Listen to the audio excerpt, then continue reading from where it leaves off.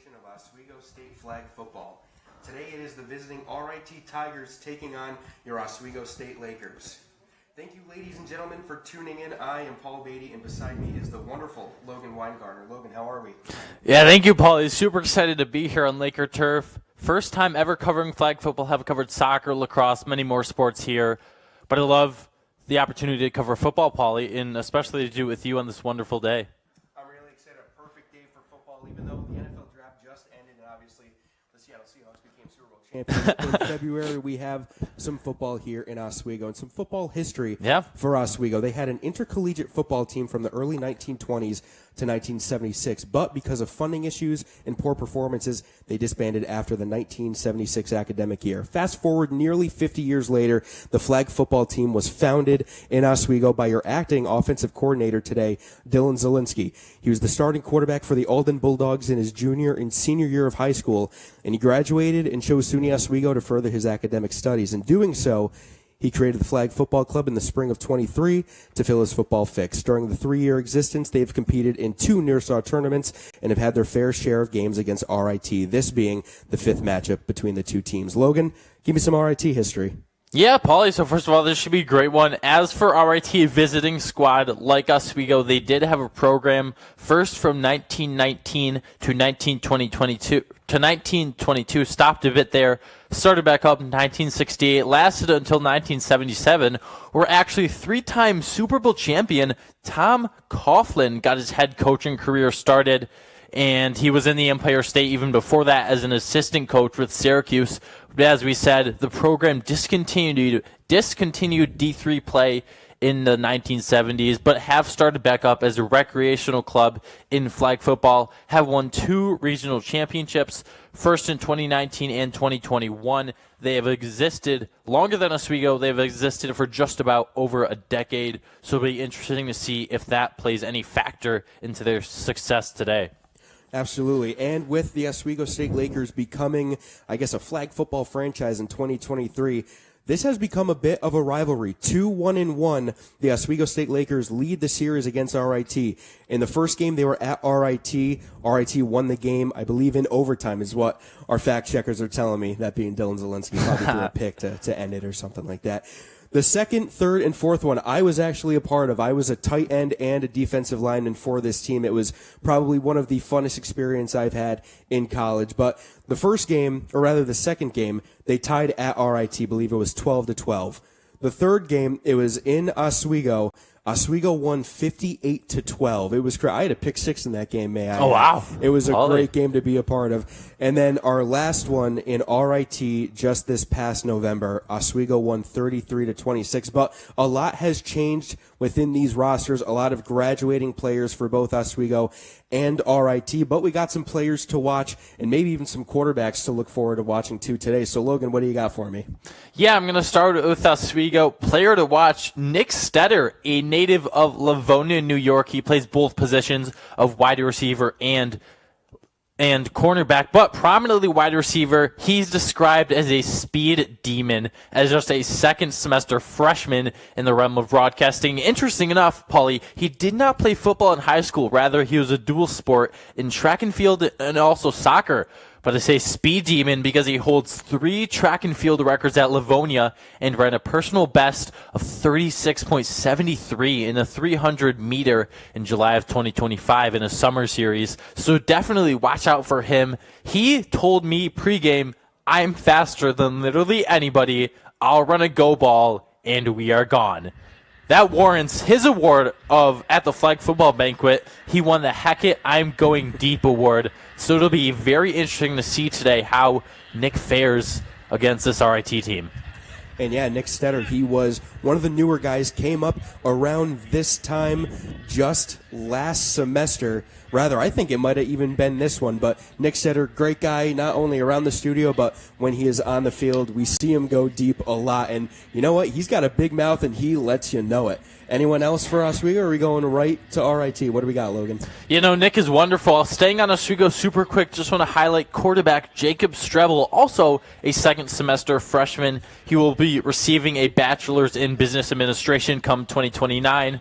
And what he said he wants to expect today is good balls all around, good movement out of the pocket, no sacks and no turnovers. Also, offensive coordinator Dylan Zielinski really highlighted his growth from year one. He said he put his head down, he learned, he went to work, and I'm excited to see him get a shot and be like, quote, okay, this one is yours. And Dylan Zielinski knows it the most. He was the starting quarterback from its conception only until this semester. He ended up calling it quits, not calling it quits, but retiring with a lot of other players down in Maryland for the Nursar tournament. He gave the reins over to Strebel. Strebel, been with the team since last semester in the fall. He had a really good role as a backup quarterback when they needed him, but then also took on the role of a wide receiver. So that gives you some notion there that he can move, he can catch, but today he's looking to sling that ball around. So a good offensive scheme here for the Lakers. What do we got for RIT?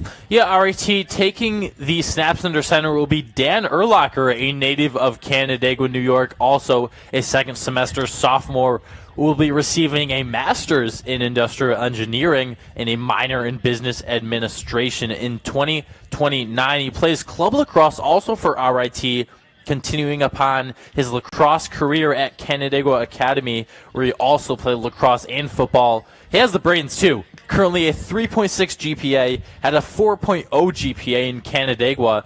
So that really highlights a very smart and tactical RIT squad as a whole, could contribute to their success today. I mean, absolutely amazing. Again, this was not the same team that Oswego State had seen the previous fall. So a lot of players here, and even the roster size for RIT, they're sporting about 7 or 8 players, while if you could see the Oswego sideline, they're supporting maybe double, even triple that. So it's going to be a tough task here today for RIT. We got one more player to watch from Logan. What do we got? Yeah, Binghamton native Zix Zervos, wide receiver, number 88, similar to Des Bryant, so maybe foreshadowing a legendary career and a good game today. He brings experience as an engineer at the Raymond Corporation from May 2024. He has been described as a deep threat. He's also very fast. Expect Nick and him to be battling for the ball on offense on both sides of the ball, really. That will be a matchup to watch, Stetter versus Zervos, should Stetter line up against him. Very excited to see here today.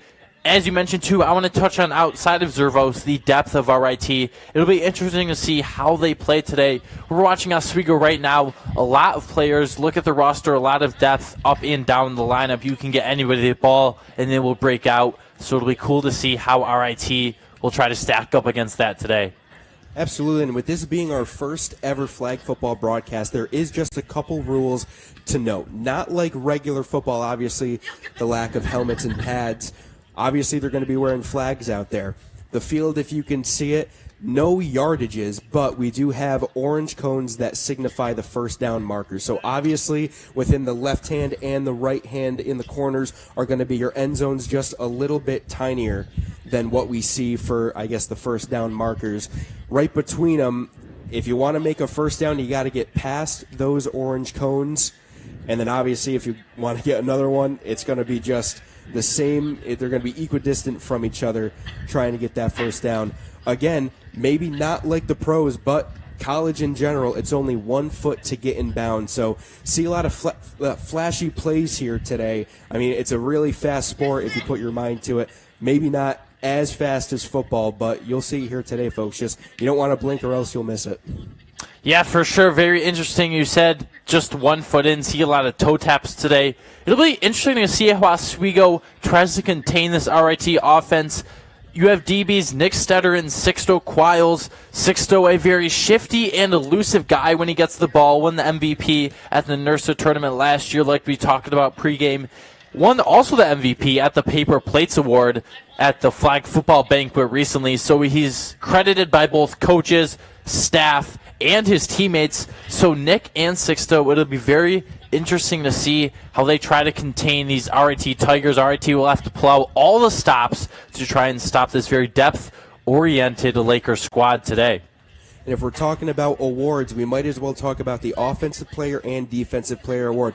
Not many times you see it. The Offensive Player of the Year award last year in the Narsau tournament went to Nate Miller, number 90. He is an offensive lineman by trade. Not many passing opportunities that go to him, but he is always in the trenches, always ready to block for his quarterback. So we should see that a lot here today, even though Dylan Ford will be getting the majority of snaps at center. But we're going to take a look at the Defensive Player of the Year within that Narsau tournament. Desiree Zielinski. Now, maybe possibly some nepotism there with her brother being the founder, but she did deserve every bit of that. A couple sacks in the Narsau tournament. And I will say, when you are on Oswego flag football, you will get a veteran when you are a rookie. My rookie my first year was Nate Miller. My rookie my second year was Desiree Zielinski. So I've got a good tree kind of growing within me. So, I mean, should Oswego, play to their full potential, I mean, it really should be one for the ages here today. RIT, again, looking very scarce within the roster size, but, anything can happen. They're looking good out there. They're getting ready. Oswego's ready to huddle up, and we may take just a quick break before we get going here. So stay tuned with us on WTOP, Oswego State Flag Football.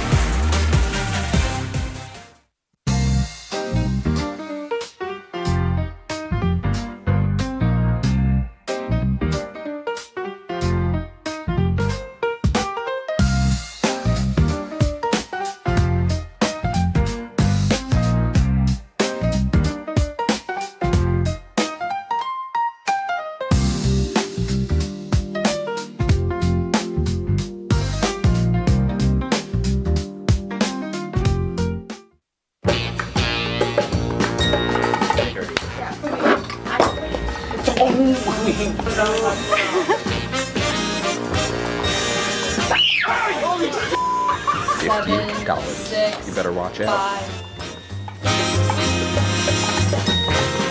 He's gonna swat you like a bug.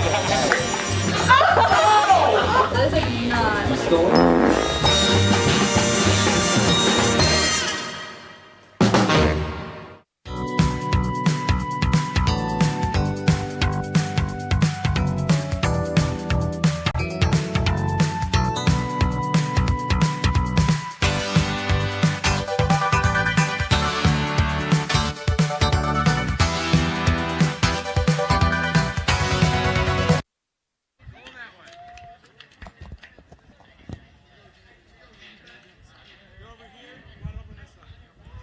Welcome back to the first installment of Oswego State Flag Football. The coin toss just happened, and I do not know who has the ball. So we will get you that information as soon as they come out. Again, another rule, no kickoffs, no extra points. It is just based on point conversions. So when you score a touchdown, you can go for either 1, 2, or 3 point conversions. Logan, we are just about there, almost game time. What else are we looking for on this beautiful Sunday for football? Yeah, Paulie, beautiful it is. I want to touch on, you mentioned before the break, Desi Zielinski. Not only does she play flag football here, she's also a club basketball athlete here at Oswego. So dual sport athlete, really contributing on the D-line. That athleticism will certainly help Oswego today as they try to take down the RIT Tigers. But on the other side, RIT trying to even up the series at 2-2. Absolutely. With that tie in there, it doesn't really affect the points or the percentages for wins. And with Desi Zielinski out there, we will see Oswego State start on the defensive side of the ball. So it will be Dan Urlacher trying to get it going here for the RIT Tigers. Yeah, and we mentioned Dan as a prominent threat for this RIT offense. And we'll try to see him start that up right away.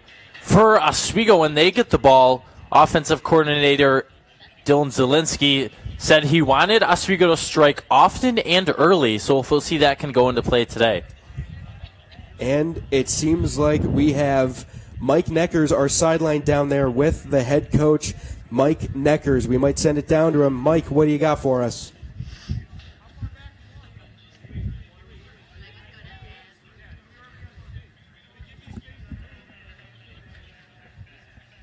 All right. Maybe not for Mike. Oh, we might have him. Mike, you there?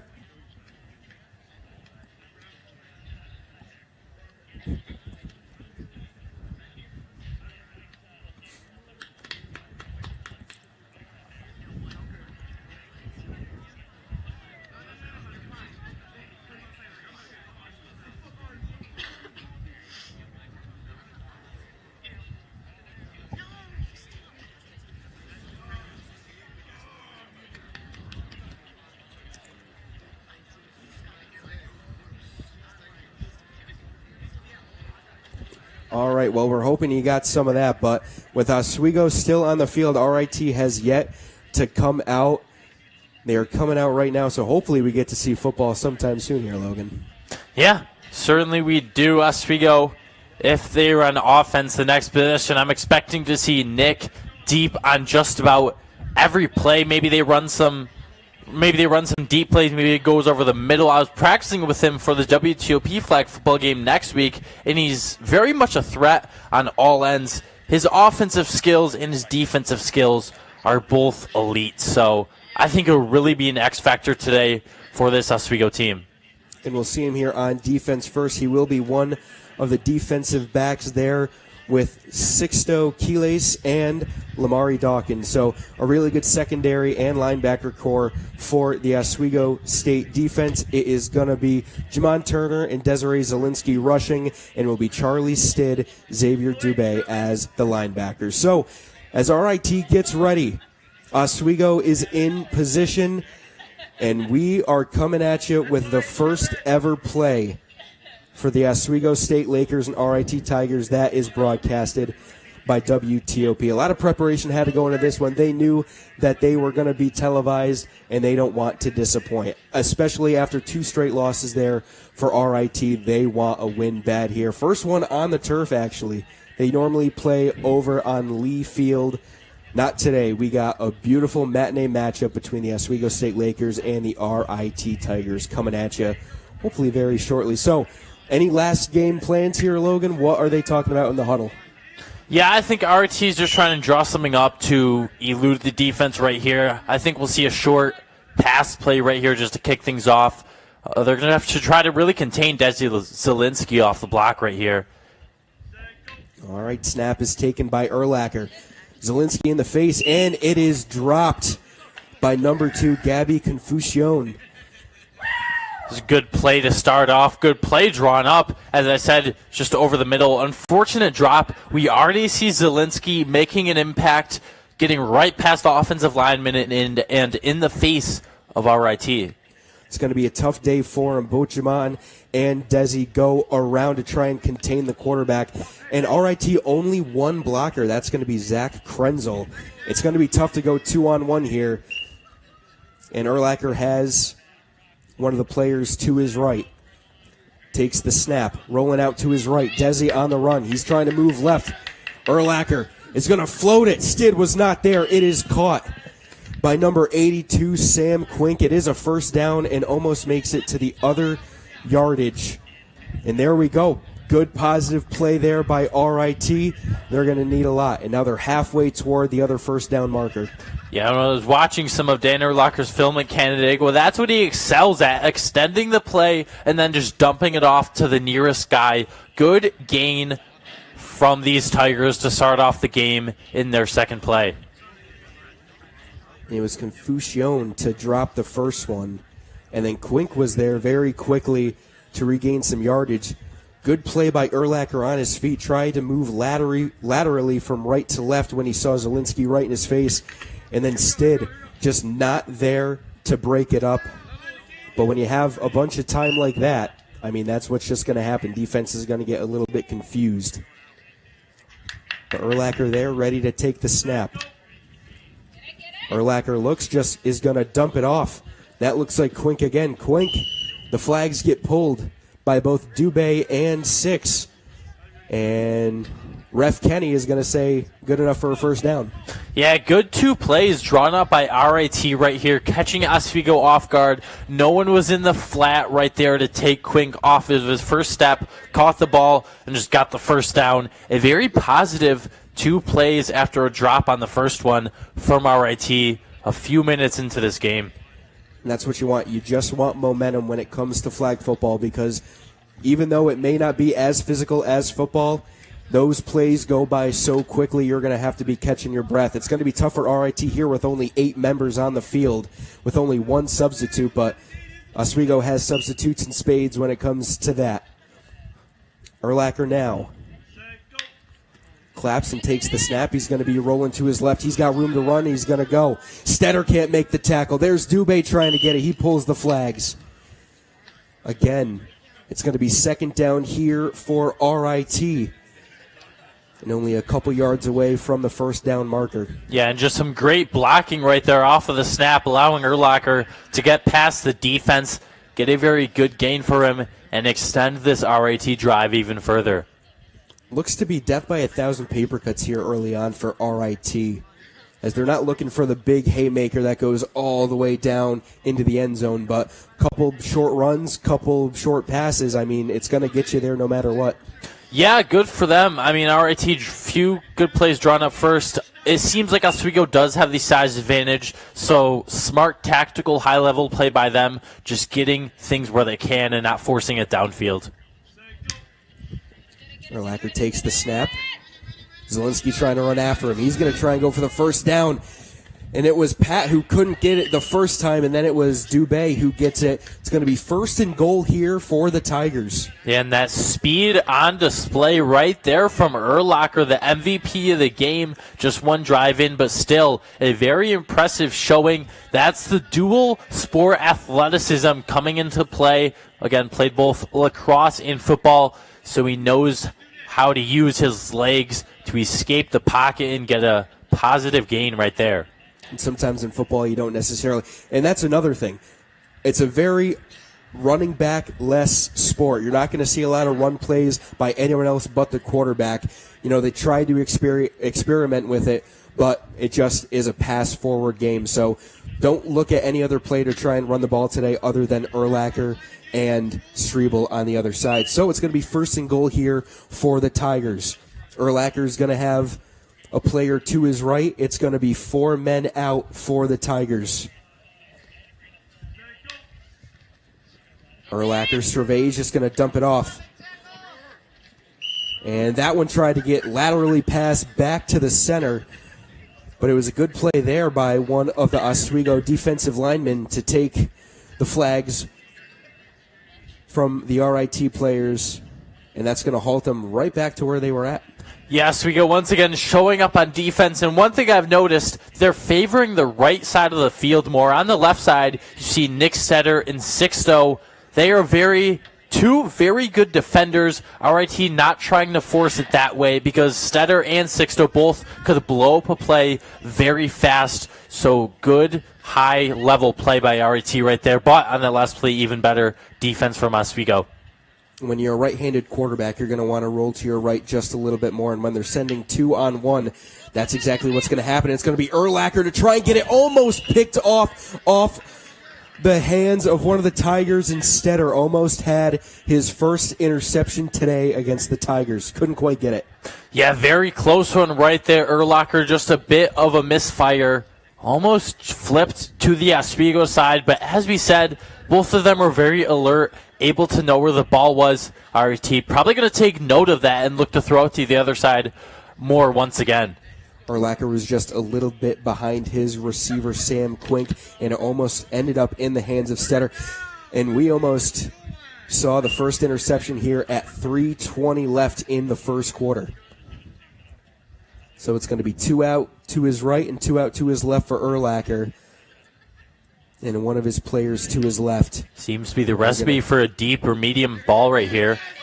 They're going to send two, and Desi has his shirt, could not quite get him. Urlacher's going to throw it up, and it was almost picked off by Stetter again, but a flag flies, and Desiree Zielinski will be flagged for a hole on Urlacher, who is looking around at the ref saying, she's pulling my shirt, what's going on? So the first flag flies, and it's going to be against the defense. Yeah, good job by Urlacher right there, extending the play and drawing the penalty on Zielinski right there. Zielinski almost got the flag out. A good rush by her to start the play, but too much force on that one.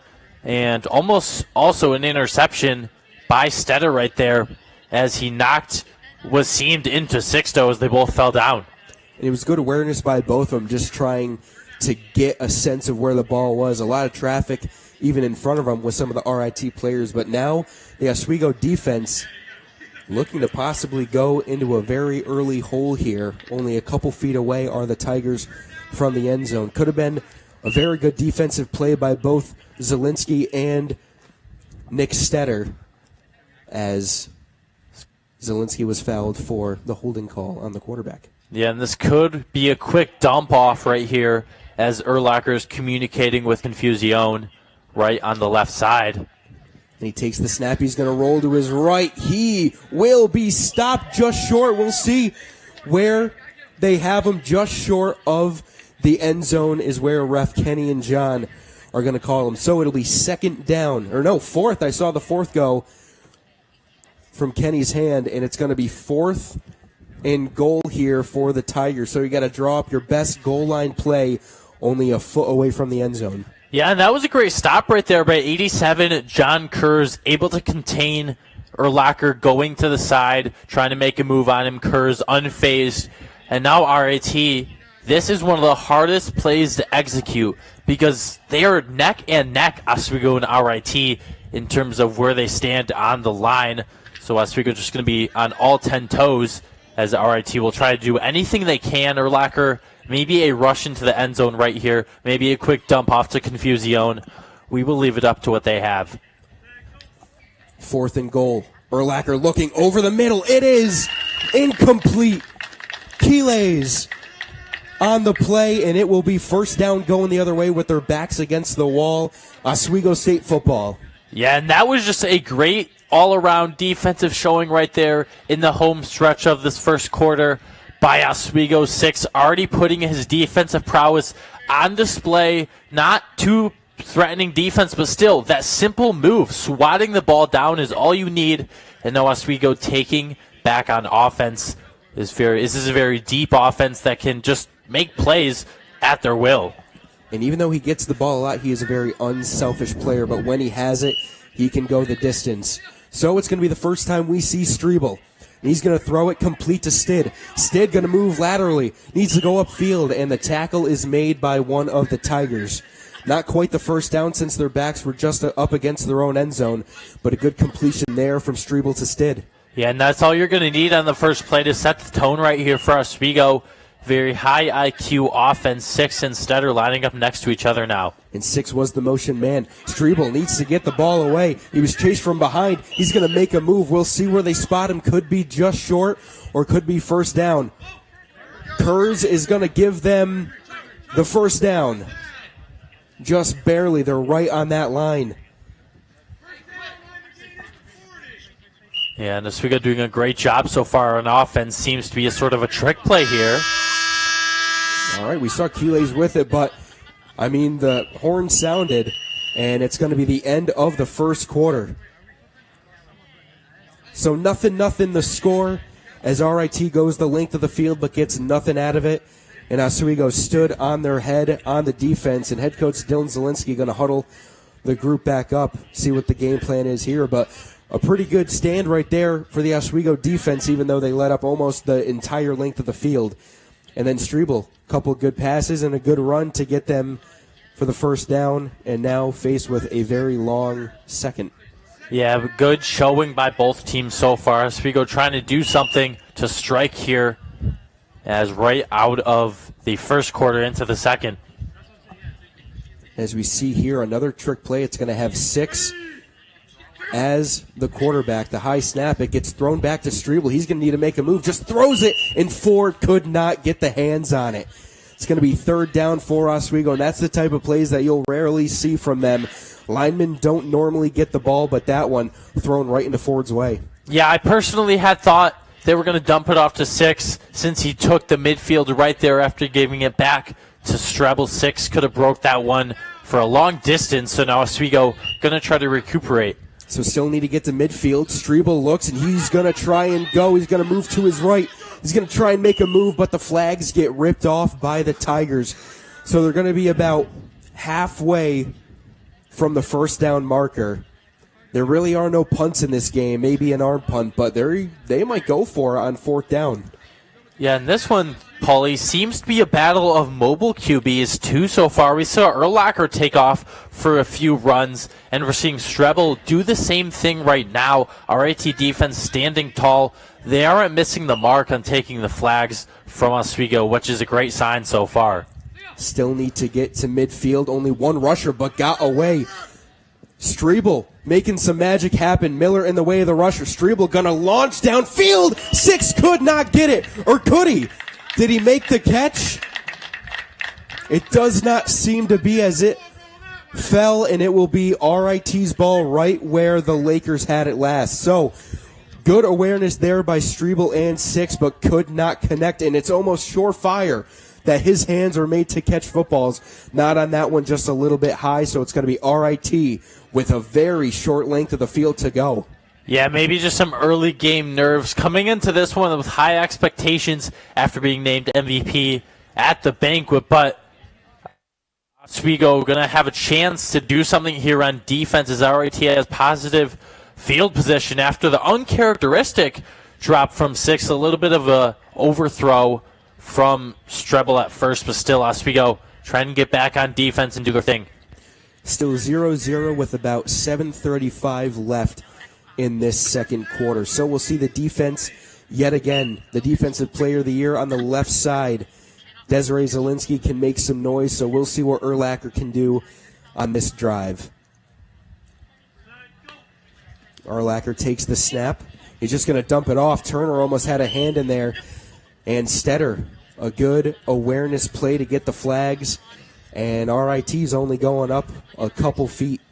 It's a very short game so far for RIT. I don't think I've seen any passes that have gone the distance so far. Some long runs attempted by Urlacher, but so far Oswego putting good defensive pressure on with their cornerbacks. Urlacher not able to find a seam up the field, which is a positive sign for Oswego heading into the second half of the second quarter.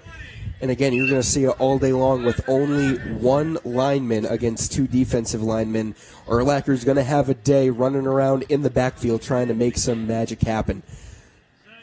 So it's going to be 3 to his right and 2 to his left. They finally add another blocker. Urlacher's going to look downfield. It's intercepted by Nick Stetter. And like we saw earlier, almost had one in the end zone. He gets one here. Oswego's ball. They're back on offense. Stetter puts a seat belt on and takes the ball back on offense for Oswego. Nick already making his impact. Strebel felt the pressure of Zielinski and the other offensive lineman coming straight at him. Seemingly did not know what to do with the ball, just chucked that one up, and Stetter right there able to take it away, and Oswego already making their mark back on defense. It was a great containment play by both Zielinski and Turner to force the turnover and Stetter to make it. It's going to be thrown and almost picked right back. RIT could not get it, and it was Zach Krenzel who almost got it right back. And oh my gosh, what a throw there by Strebel. Yeah, and Paulie, almost the same thing that just happened to RIT on offense. Strebel quickly pressured, forced to throw it out. Lucky for him, just a drop there by the RIT defense. And Oswego gets a chance to live another day. And that one sails over the head of Strebel, and where the ball falls, that is where they have to play it. So now they have to go up until the first orange cone that they were almost ready to go over. So a drawback there for the Lakers, and they are set with a very long third down. Yeah, but this is when you unleash the power of Nick Stetter. Just contributed on offense. Not only him, but also Six. Just both contributed on defense. He can go deep here. There was a high snap against Strebel, trying to get out of it and trying to throw to Luke Natali, and that one is incomplete. It's going to be a fourth down here. What do? You are almost into your own end zone, and they might look to punt this one. Yeah, if I'm them, I would just take their losses and punt it. You don't want to cost an interception, of course, so the time stops here, and Gerard's going to throw a flag. We'll see what they have going on here.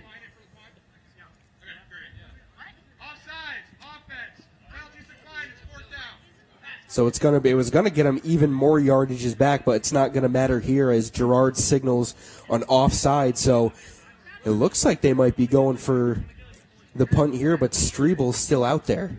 Yeah, and unfortunate for Oswego, barring any miracles here, that interception might have been all for naught, as RIT playing a very deep zone right now, as they should be. A very smart defensive play by them. Oswego just going to try to break anything out right here. All right, so another flag on Oswego. It's going to stop the time yet again. I think it's going to be another offside. Rather false start, so it's going to push him back even more. Now, you don't really have to punt with your leg in this one, so Strebel's just going to let it fly, and that's going to be the punt for him. So basically in their own end zone, Six is going to throw it back to Strebel, and let's see if they can get any sort of positives here. So Strebel just going to throw it down the length of the field, and yeah, good dart there. good beauty of a punt right there, even though it was thrown. So RIT is going to take it on the left side of the center of the field so that they have a first down waiting for them right in the middle. And so RIT back on offense, not a lot going for them in the first two. They stalled right at the goal line, and then it was an interception by Nick Stetter. So now let's see what Dan Urlacher and the RIT offense can do against a very stout-looking defensive Oswego State Lakers defense. Yeah, both teams, outside of a few flashes on a few plays, I think have been shaky on offense. That last Oswego drive, let's put it frankly, pretty much a nightmare after that interception. So they're going to try to recuperate on defense. We know this offensive talent can turn into defensive talent, a lot of dual threat guys. So it's going to try to stop RIT any way they can right here. Yeah, both teams, very young both teams are, so they're going to try to get any gain wherever they can, especially RIT. We've seen a lot of short dump-offs so far. I don't expect them to stray from that game plan. And they substituted Zielinski and Turner in for Layla Lloyd and Luke Natali. Let's see what they can do on the line here. Urlacher over the middle, just dumps it off. A good play there by the Tigers, as it is going to be Quink again. And one thing to note about this defensive line now with Layla Lloyd, did not go to the Nursaw tournament, but did win the paper plate award of Holy Crud, Here She Comes, because of how many times she was just hounding Dylan Zielinski out of the pocket. So a very good defensive line rotation here between Zielinski, Turner, Lloyd, and Natali. Yeah, certainly is. And even behind the defensive line, you have guys like John Kurz making his impact in just about every play, stripping the flags at every medium-length pass, as we just saw right there, him stopping a potentially long gain. So he'll try to continue to build upon that right now. So it's going to be 2 to his left and 2 to his right yet again. Urlacher flocked down by Lloyd, couldn't get him. Urlacher trying to go, and a good flag pull there by Nick Stetter. There's going to be a time stoppage there from referee Kenny Gerard, as there's less than 2 minutes to go in the half. Still scoreless here at Laker Turf. Yeah, Urlacher is a very speedy QB. I'm noticing Oswego lucky they have the personnel to stop him before he makes a long gain potentially into the end zone. But Urlacher, don't be surprised if he just breaks one up the middle and suddenly he's gone. And so RIT is going to try and get their best play going. They only have a few yards to get to the first down marker, but still scoreless in this one. So two good defenses and a couple of very questionable decisions by the quarterback. Strebel almost getting picked off on one of them. Yeah. And then obviously Urlacher getting picked off by Stetter very early on in the first. So second down here for the Tigers. Clock's is going to roll, and Urlacher, with no one behind him in the shotgun position, has 3 to his right, 2 to his left. Good containment there. Thrown over the middle, and it is incomplete and almost picked off by Xavier Dubé, wearing number 0 today. Yeah, and we're seeing the shaky hands of RIT sometime on display. Urlacher trying to extend the play right there. Was a decent pass. He had the receiver right there, but not able to corral it, as RIT hasn't really had many positive gains this drive outside of that run by Urlacher and that short pass up the middle we saw on about first down. So it's going to be 3rd down here for him, as the Oswego State defense, not really much in a huddle. They just know what their plan is and what their role is for whoever the defensive line, whoever the linebackers, and whoever the defensive backs are. So it's going to be Lloyd and Natali again rushing. Let's see if RIT is going to give the 2 O-line package here to get one-on-ones for both Natali and Floyd.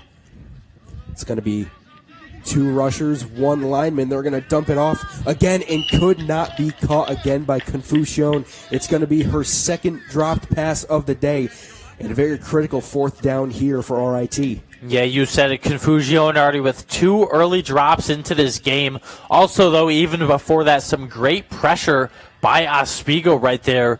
Both D linemen in the face right there of Urlacher, forcing him to make a high pass, which eventually we talked about. It was dropped right there by Confusion. Her 2nd drop off of a dump-off pass.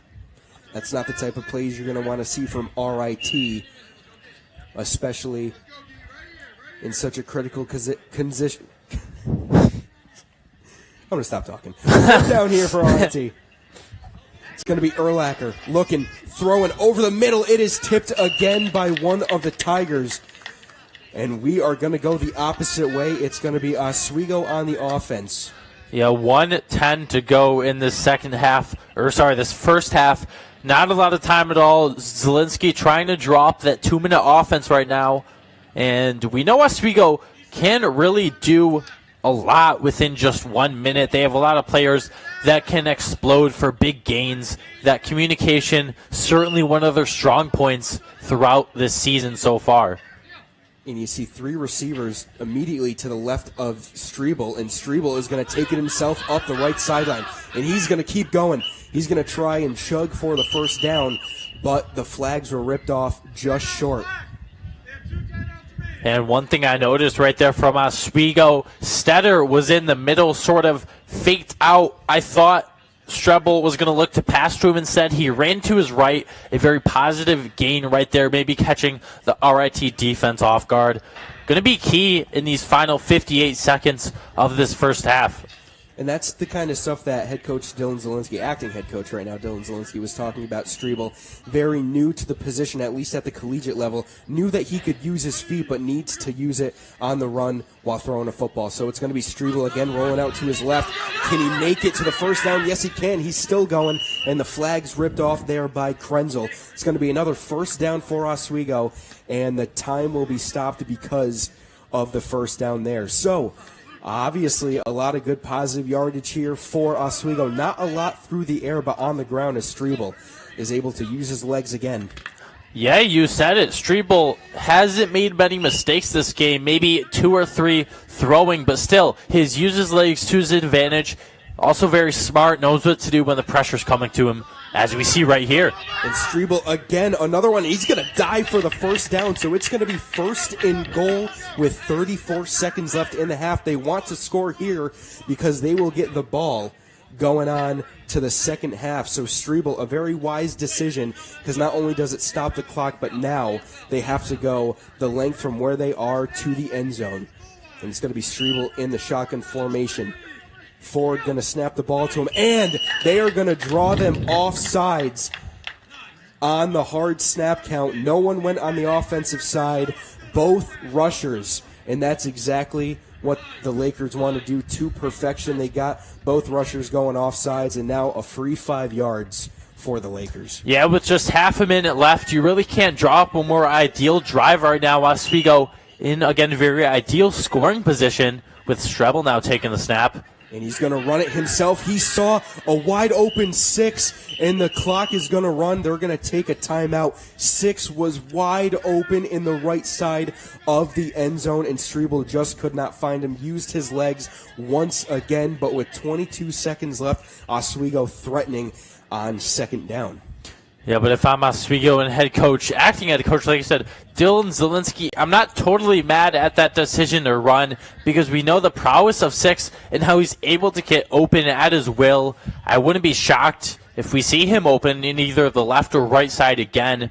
Just a very smart drive by Oswego so far. Strebel playing at a very high level right now. So second down, Strebel looking, some pressure, throws, end zone. It is tipped by the Tigers. Nothing going there, trying to look for Charlie. Stayed in the back of the end zone, could not get it to him.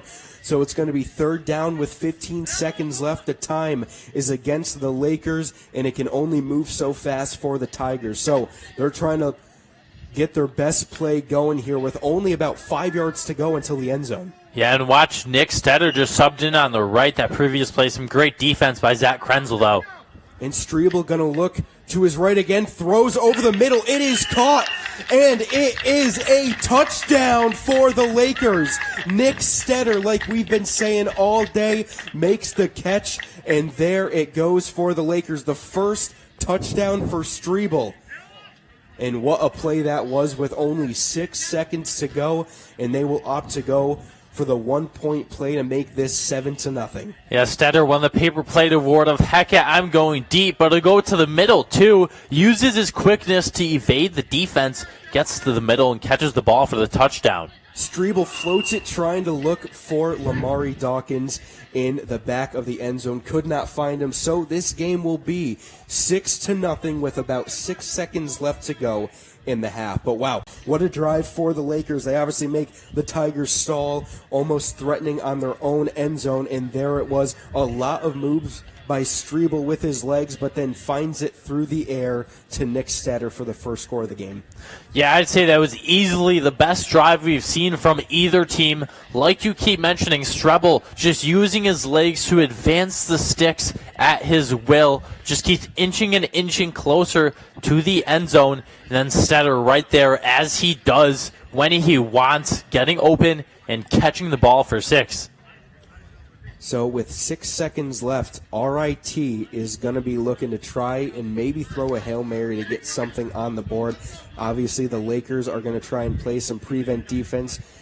They have Santabar, who is going to be the lone rusher. No, with actually Jamon Turner. They're both going to be rushing over there. And then they're going to play a bunch of prevent defense here. So it's going to be RIT with 6 seconds left trying to draw something up. But the Lakers are going to try and have to say something about that. Yeah, now playing from behind, it'll be interesting to see how this lack of depth within the Tigers plays a role. So the horn will sound, but the Tigers are still going to try and look for some positive yardage, and it's going to be off of the lateral. But they are going to run out of time and go out of bounds. It's going to be the first half, but with the lone touchdown scorer, we have our sideline reporter, Mike Neckers, with them. Mike, what do we got with Nick Stetter?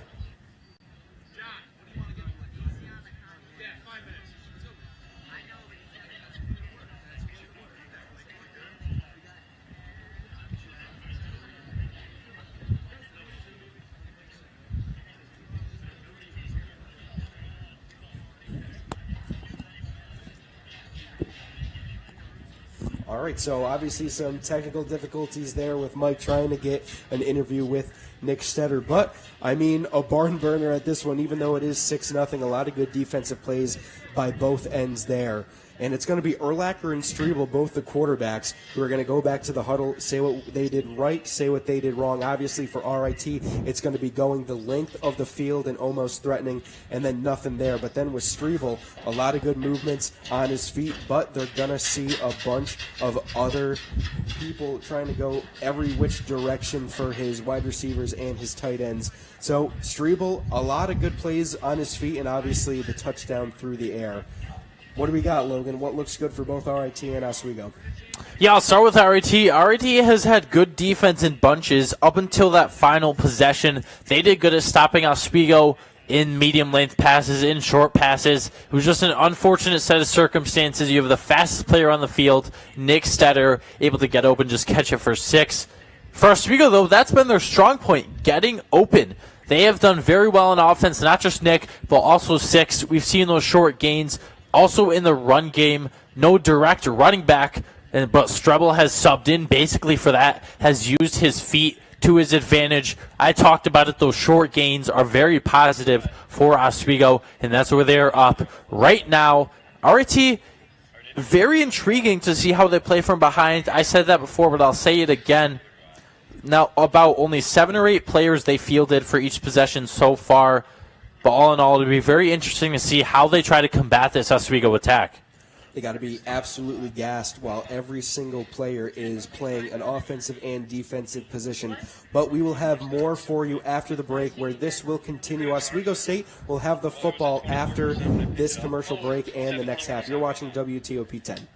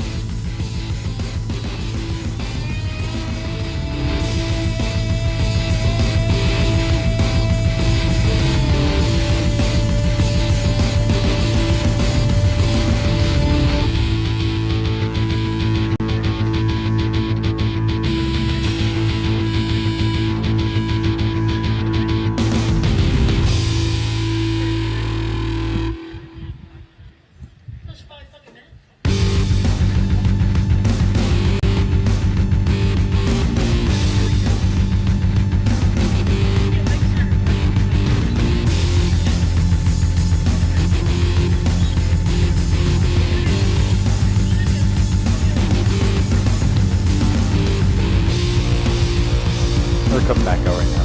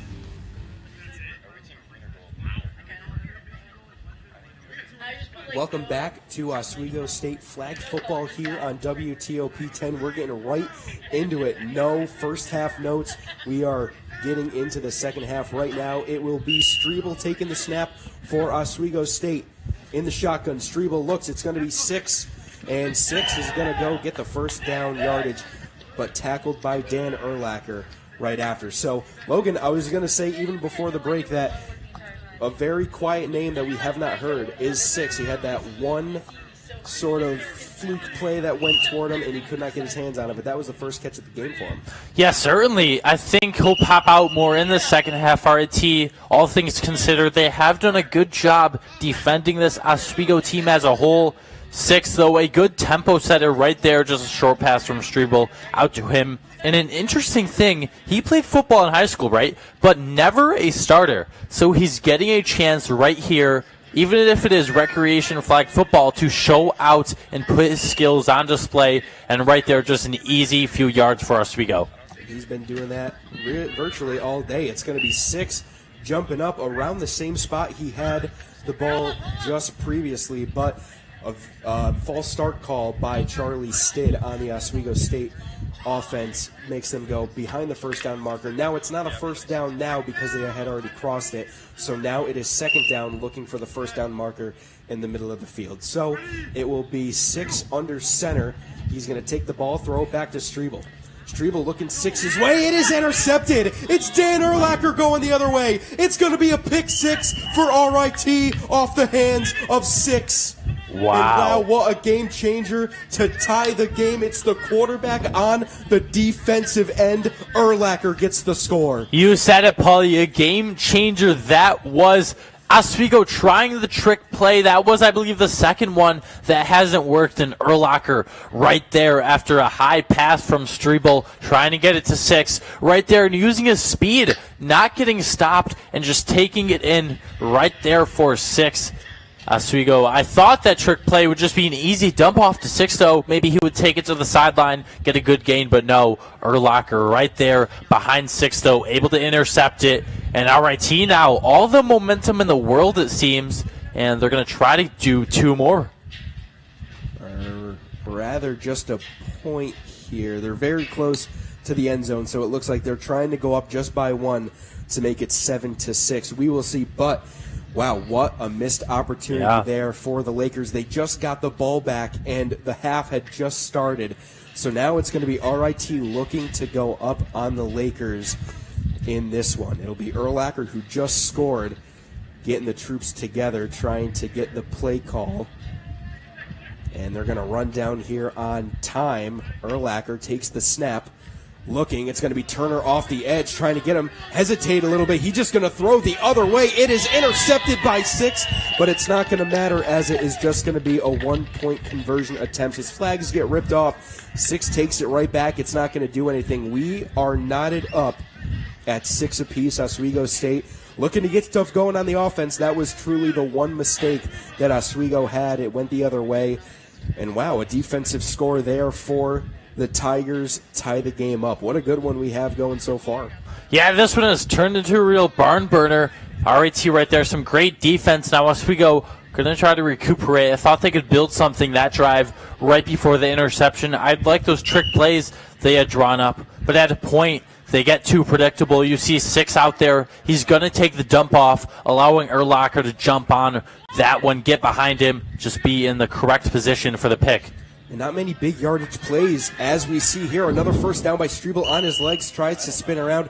He'll get the first down, and his flag's taken off by one of the Tigers about halfway toward the other first down marker. And Oswego looks to be on the hurry up here in a pretty good-to-go offense. Yeah, and when Strebel can't throw, he uses the legs, a very net positive for Oswego right now. Just over 40 rush yards on the game for this team. You have to imagine maybe he scrambles out again, feeling the pressure.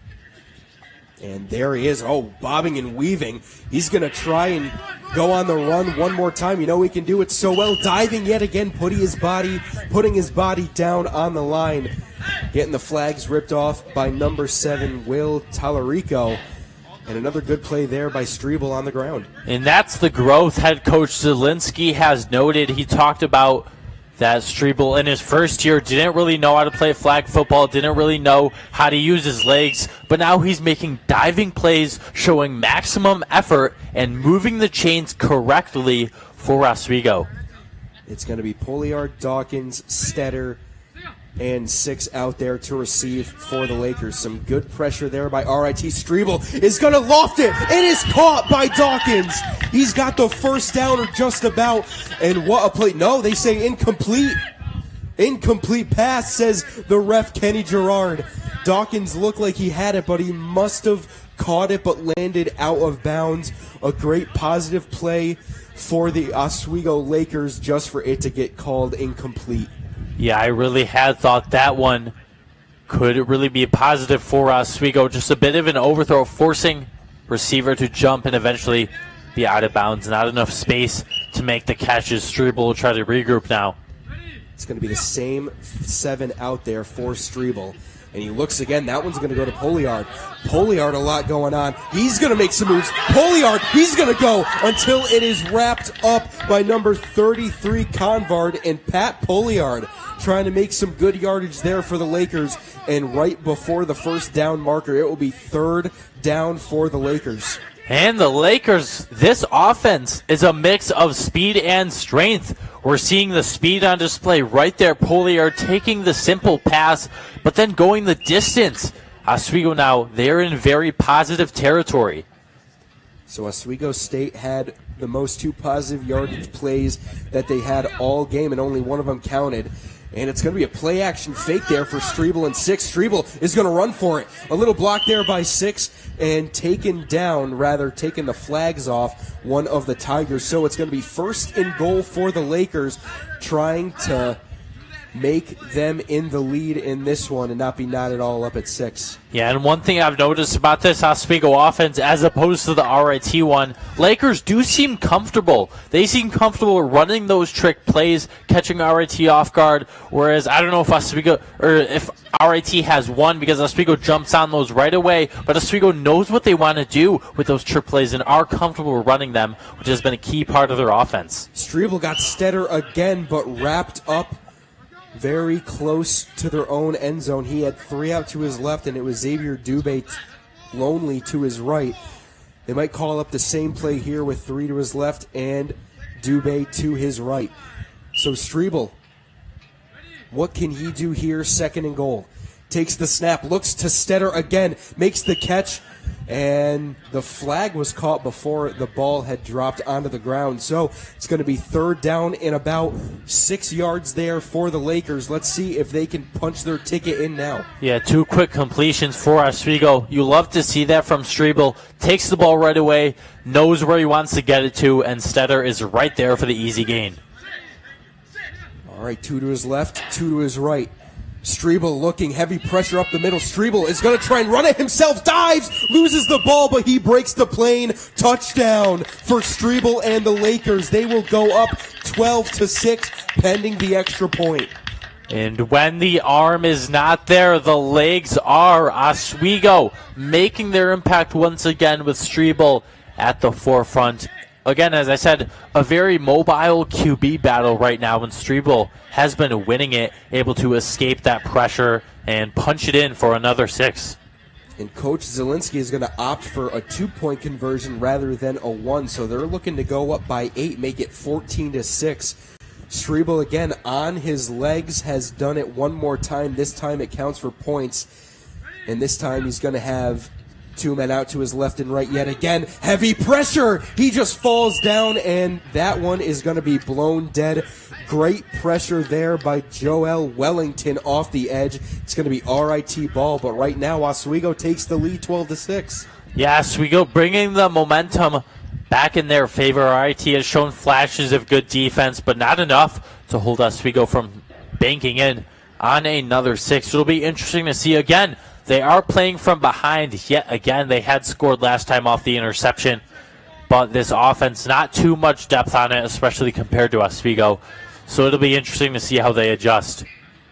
So it's going to be just around 46 seconds to go. RIT RIT rather, trying to dial up their best play call here. They have to go the length of the field to try and tie this game or even take the lead. Obviously, with a score, they'll tie it, and then they could just opt for the 1 point and go up by 1. So it's going to be Urlacher again, who's going to have 2 out to his left, 2 out to his right, and a man back there with him. With 20 seconds left, Urlacher. The fake pitch, Urlacher's going to go. Poliard read that beautifully, could not grab the flags, but 6 is there. Flag will be thrown. What could it be? Possibly a flag guard on the RIT quarterback. And it's going to be on the defense, signaled by Kenny Gerard with 12 seconds left. So RIT's going to get a couple more yards on that one to inch them ever so closer to the end zone. And obviously it's going to go in from the third to the fourth quarter. RIT's going to get just a couple more yards on that one, as the line judge, Vic Santabar, is going to put him almost near midfield. So you're going to draw up another play, try and get the first down, and you have a whole nother half to try and put this one away. Yeah, that was a good gain right there by RIT. They play a very high level of football, so I do expect them to tie it back up, in all honesty, before the clock hits all zeros. And you're going to see the girls there. It's going to be Layla Lloyd going down. And Dubé, what a play there as a defensive back. Stands about 6'5" off the ground, and he makes that play. No completion. It was Layla Lloyd and Desiree Zielinski off the edges for Oswego. Tried getting something home. Urlacher just tried floating it up there for one of his receivers, and in the secondary, Dubé swats it down. Yeah, that was a great stop right there, not allowing RIT to move the chains further. And Oswego, now they are in crunch time, the final 10 minutes of this game, bringing the best personnel out. Sixto coming right back out onto the field. And something to note, Stetter not taking the field for this defensive possession, allowing him to rest. The coaches are for an offensive possession in which Oswego can explode possibly and take a 2-touchdown lead. That's what you'd want if you're Oswego. So the time will run. It's going to be about 9:50 in the fourth quarter. RIT needs to get at least 2 more first downs.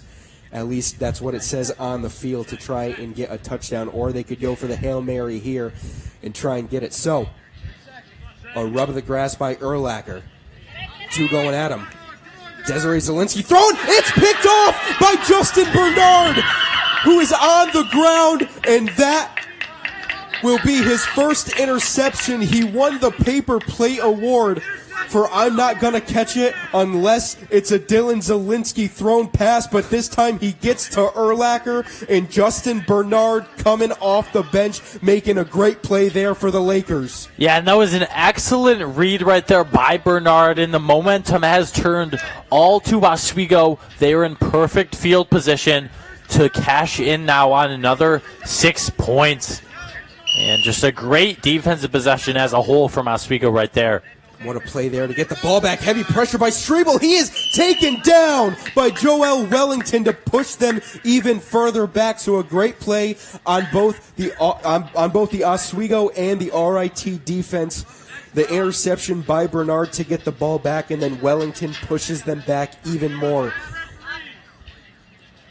So you got the line of Ford, Santabar, and Dubé out there with 6, Charlie Stid, and Nick Stetter out. So this would be a perfect time to try and go deep, but they are playing very prevent here. A lot of the defensive backs very back, but there goes Strebel trying to look for a block from 6. He's going to keep going. Another dive, but a good tackle there by Will Tallarico. So it's going to be 3rd down and a first down only a couple yards away for Oswego. Yeah, some great blocking right there from Oswego off of the snap from Dylan Ford, allowing Strebel to get just a good gain right there. One rusher, Strebel goes for Stid, who went behind the first down marker again and just stood there, but then gets the first down, so it will be 1st and goal for Oswego. And you have to imagine right now, RIT trying to play with the utmost urgency, but Oswego, they run a very good offense, and they are showing that right now. As I said, they have a mix of speed and strength. They're able to elude people, but also able to break the defense, not allowing them to take their flags. So Luke Natali comes in for Charlie Stitt, who just got that pass. Strebel going to throw, and that's going to be the first look for Xavier Dubé. Dubé not out of bounds yet, trying to dive, but a good tackle there by Convard again. And it's going to be good yardage there for Oswego, threatening once more. Yeah, Oswego just inching closer and closer with each throw or run. Maybe this one will turn into 6 points. Both Six and Nick lining up on the left side. They're going to throw Santabar in there again to try and block. It's going to be Strebel trying to run it again. Strebel going to the end zone, but it is caught by Urlacher. And it's going to be third down for Oswego. Gets just a couple more feet on that one from Strebel. And if you're looking at it here, try and go short because that's all you need. You only need about 5 to 6 yards to get into the end zone. Yeah, certainly. And up until this point, it's been a very impressive possession. Oswego just taking yardage at their will. They are very comfortable right now. So Strebel looks. He has Stetter wide open, but he just continues to run. Strebel going to take it in himself. Dives. He is waiting for the signal. Touchdown! Oswego State. He had Nick Stetter wide open, but Strebel takes it himself with his family in attendance. They love to see that one. It's 18-6 Oswego. Yeah, Strebel playing some mind games right there. RIT not knowing if he's going to throw it or run it. Ends up opting into the latter, and that one's a positive gain. Strebel putting his body on the line yet again. You love to see this type of growth from your starting quarterback. That's exactly what you want to see. He's not scared to run it. He said, Nick Stetter, you have one today. I want one on my leg. So certainly right here, it looks like they're going to go for two again. Try to go 20-6. Strebel looking, going to throw it Stetter's way. It is too high over the head of Stetter. So only a 2-score game, 18-6. RIT losing time as we speak. There's going to be about 5 minutes and 10 seconds left. And all signs point to Oswego right now. I believe they still have the momentum in their favor. Just a few more defensive stops, then they can take another offensive possession. And what they want to do, cash in on another 6 points. RIT, though, going to need to pull out all the stops and play with the most urgency they can. We know Urlacher can use his feet. He's not going to be afraid to do that yet again this drive as they try to draw something up against this very aggressive Oswego defense. Obviously not much going wrong with the defense as the only score from RIT came on there. So the Oswego State defense is standing on their head right now as that one just a little dump off. And it's, wow, flag is grabbed by Layla Lloyd, the defensive lineman. And that's what you want to see. Instead of just going after the quarterback, they can make some plays on the receivers and tight ends as well. Certainly, and Oswego jumping on the play right away, not letting virtually any gain happen from RIT. So yet again, they stretch it to second down. And RIT with just a few more plays on this drive. Going to need a miracle to come back from this 2-touchdown deficit. They only got a few yards to go to get the first down. That should stop the clock, but 3:50 left. It's going to be Urlacher moving to his right. A big play needed here. He's going to get out of bounds for the first down. The clock's still going to roll. And the Oswego defense trying to get their numbers out there. So RIT still opting to go on the ground. Need a very big play here to even get remotely close. So not a lot of passes completely through the air via long distance, which is unlike either team because we've seen a lot of the time Strebel and RIT go deep in practices and in other games. So very, it's a new sense for both teams, but they're staying to look strong, and that is almost intercepted there by Stid, and it is caught by one of the Tigers. It's going to be number 88, Zix Zervos, your guy. Yeah. So first action for him today, it's going to be 2:50 left in the fourth, 18-6. RIT needs to go pretty quickly with Will Tallarico subbing in for one of the Tigers. Yeah, this Oswego defense has been very aggressive and stout today.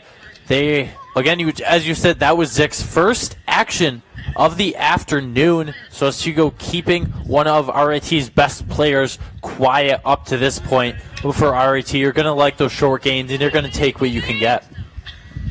Here's a chance for a long play over the middle, going across his body, and the flag will be caught just below the first down marker, but the ball was reached over. So with 2:10 left, RIT needs to keep this one going. They just got the first down, and Urlacher needs to send some people deep to try and have a chance in this game still. Yeah, he's going to either use his legs to try and extend a play and get the first down and then quickly run about a 2-minute offense, or as you said, either throw it deep. But he's going to have to be concerned about the size of this Oswego secondary. So the size and strength and speed, they're very alert. Sixto and Nick on that secondary, and Stid able to disrupt the play wherever they must. And they've stood tall all up until this point, and there goes Urlacher trying to get it over the middle. Could not fit it to his man as it's just behind him. So with that incompletion, the clock will stop. 1:52. So like you said, 2-minute offense needs to be in effect here for RIT. Maybe time. There's just enough of it on the clock for him, but who knows? Only scoring on defense. They need some momentum here on offense. Yeah, I'm watching Zik Zervos right here. Going to try to get open deep, use his speed to his advantage. I think maybe Urlacher will be able to find him, but he has a hard matchup here against Sixto. And Urlacher getting flagged down. Lloyd got the flag, but it was after he threw the ball. So very good awareness there by Urlacher to get the ball off. And they already have the first down, so the clock will read 1:39. RIT still needs to be going fast. Yeah, and I know we keep mentioning it, but a killer for RIT this game has been their lack of depth for them. Only 7 or 8 players fielded for this game, so Oswego just able to impose their will. They're able to rush a lot of guys, keep a lot of guys in the secondary. Urlacher throws over the middle, and the ball tried to be swatted at by one of the Lakers. RIT looks to take one of their timeouts. Got some good ball control right there by Quink, not losing it after taking sort of a hit. So they keep moving the chains at a relatively slow pace, but it's better than nothing. 1 minute left in this game, about just under 1.5 minutes. Down by 12. So they're going to need to start unleashing some more of the deep game now, I think. But as you keep saying, Oswego, very good on that end on defense and stopping that.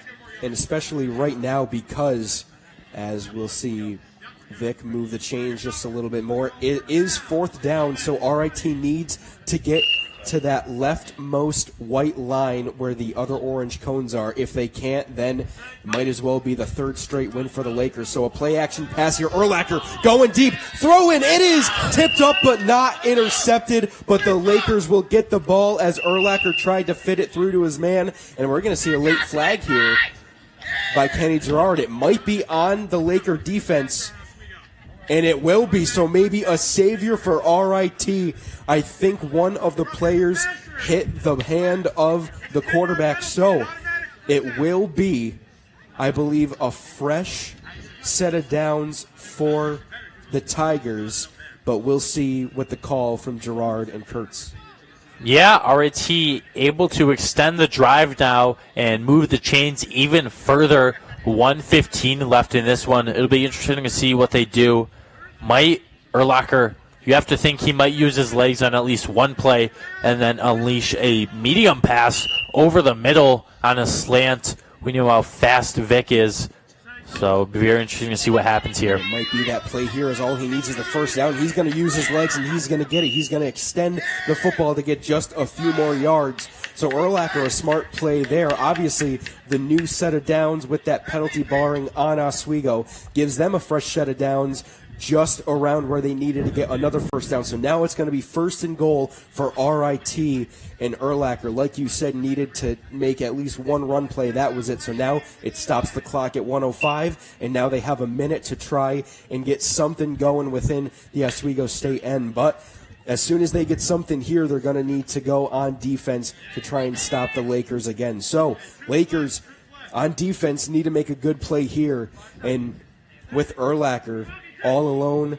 in the backfield, takes the shotgun snap. He's going to roll to his left. Zielinski can't get there. He's going to throw to the end zone. It is incomplete for RIT.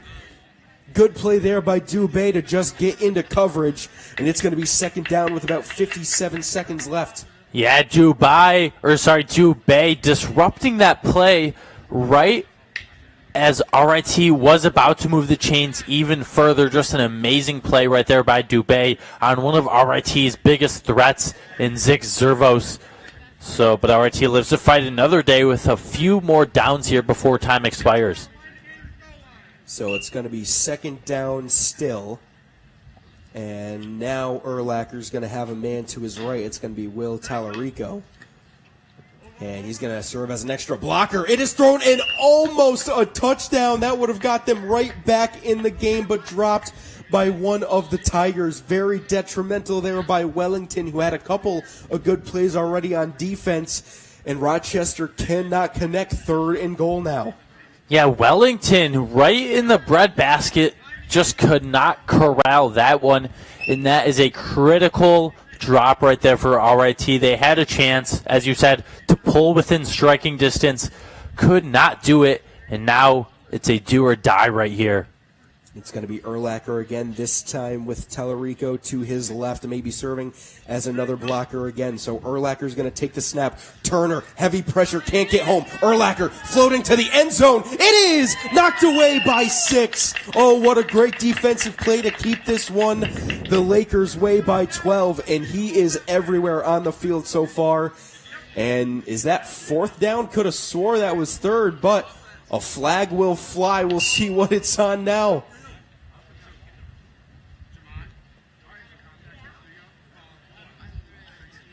So Kenny and John come together trying to see what the flag is on. Seems like the offense is going back. Pass interference on one of the Lakers. So it will be 4th down again, but they will be very much closer to their end zone. So RIT, another answered prayer. Maybe not in the form of a touchdown, but another late penalty thrown by Ref Gerard. Yeah, RIT just extending their drives, but when you need him most, 6 is able to show up and prevent a touchdown right there from the Tigers. But luckily for them, they do have another chance now. Maybe Urlacher will scramble out of this one. He is in short distance. One last play for them. Like you said, he's going to scramble. He's going to try and go, and he is very short, but Turner could not get the flags, but he still stepped out of bounds, so no touchdown for RIT. It's going to be 1st down going the other way for the Lakers, who can realistically just kneel this one out with 34 seconds to go, but went out of bounds just a little too short of the 1st down marker, which would have gotten them a touchdown. So the offense is back out onto the field, and let's see what they can do here. Up by 2 possessions, 34 seconds left. It's looking to be written in green and gold yet again for the 3rd straight time. That it is, and just an unfortunate set of circumstances for the Tigers. Urlacher stepping out of bounds, just needed a few more yards to bring it to within 1 score. And like you said, it is virtually all but over with 33 seconds left. And there's going to be some talk between the refs in Vic Santabar and Kenny Gerard, as we're going to see what's going on here. Still going to be Oswego's ball, and Strebel's going to be ready to take the snap. It is 1st down. The clock is rolling. Strebel looks. Some good pressure there. It's going to be caught again by Nick Stetter, and the flags fall off. And time will stop with 25 seconds left. It's going to be 2nd down. Yeah, and just a dominant all-around performance by Oswego as you reflect on the game with 20 seconds left, just about. RIT not able to convert on the offensive end. Only 6 points are from that interception by quarterback Urlacher, who turned in a play on the defensive end. So Oswego just cashing in all cylinders today. And there goes Strebel yet again. And his shirt gets tugged and still has the flags. Good positive yardage. It should stop the clock at 1.8 because of the 1st down. And just one more run for Strebel. And that might send this one home between Oswego and RIT. Yeah, and I keep saying it, but this is significant for Oswego. This growth shown from Strebel from 1st year to now in his sophomore season. What a play by him with just about 10 seconds to go, and now 1, just extending the play, juking out defenders, and able to move the chains once again with the 1st down. And with just one play to go, does not matter as long as Strebel does not throw an errant pass that ends up going the other way. It still wouldn't matter just because of the score here. 18-6, looking to be your final. One more play from this Oswego State offense with 6 Poliart, Stetter, and Dawkins out there. And there goes the snap. The horn will sound. Strebel just throws. It's caught by Stetter. And that will do it for this one. The Lakers will defend their lake and send RIT back home. And Oswego has now won 3 in a row as the handshakes will commence. Yeah, Oswego, I said it earlier, but just a great all-around performance by them. Valiant effort by RIT, pulling out all the stops late game to try and stop the Lakers from scoring again. But the Lakers two-touchdown win, I should say. Nick Setter with that first touchdown, able to set the tempo, and then they did not let their foot off the gas pedal from there. The real hero of the game, though, Strebel, extending plays at his will. A very prominent runner. He's also a dual threat. He had some good pass plays there. So overall, Oswego with a dominant showing on the football field today. Strebel, his first collegiate win and his first collegiate start nonetheless. And so Oswego's going to win this one under new management before all of the other players and the founders have since graduated and will be graduating in May. It will be taken over by Strebel instead as the presidents, as Zielinski and Girard set to walk the stage here in May. But you got to give it up to RIT. They have about 7 or 8 players coming to play today, and they're playing on both sides of the ball, both offense and defense. Urlacher did one heck of a job to try and keep it in this one. Could not get anything really much done on offense, but had the lone score on defense with the pick 6. Anything more you got, Logan, before we toss it? Yeah, I just want to keep building on that. RIT, impressive performance from them. You said not a ton of players on this roster, but still, guys showing promise. Zervos out in the middle, catching those passes, his speed on display. Quink, Garcia, Wellington, some very good defenders, forcing Oswego into some errant plays. We also saw them force Strebel again into making some errant passes. We saw on that trick play, which turned to the interception. So all in all, can't hold your head down too high if you're RIT. You put a score on the board. Now you're going to look to regroup in the next game. So your final score after 4 quarters, 18 for the Lakers and 6 for the visiting RIT Tigers. We are going to send it to a quick break before we have possibly at this time we'll be taking a 15-minute break. I repeat, a 15-minute break. Thanks, Mike. Well, now they know.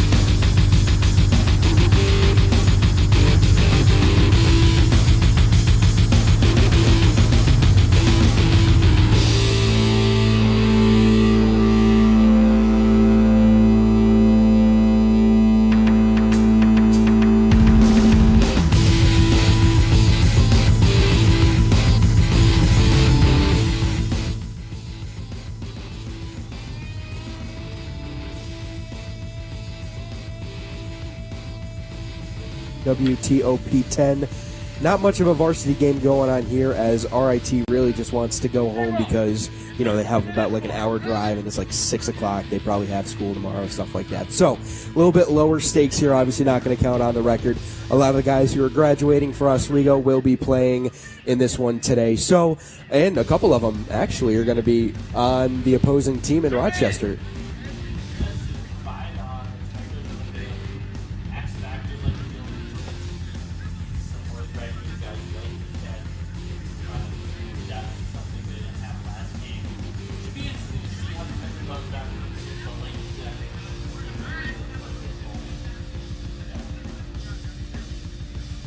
All right, so Logan Weingartner is going to put his headset back on so everyone can hear him. And so now we're going to start off. I believe it's going to be RIT who had the ball. How do you like that one, Wayne? that was my bad. But as I said, I'm excited to see how the graduating guys fare in this one and how RIT tries to bounce back from that 2-touchdown loss last game. So a lot of the Lakers, as you see at the top of your screen, actually not even a lot of them, just two of them. It's going to be Charlie Stidd and Luke Natali, who are going to be subbing in for some of the Tigers. So they're going to go over onto their squad so no one is absolutely tired. So maybe a lot more plays now that this game doesn't hold much more meaning. So a lot of guys on the left. You see Strebel now going to be playing at safety. So obviously not really big stakes for this one, but just some brownie points here. So we're going to start off here. Urlacher is going to take the snap again.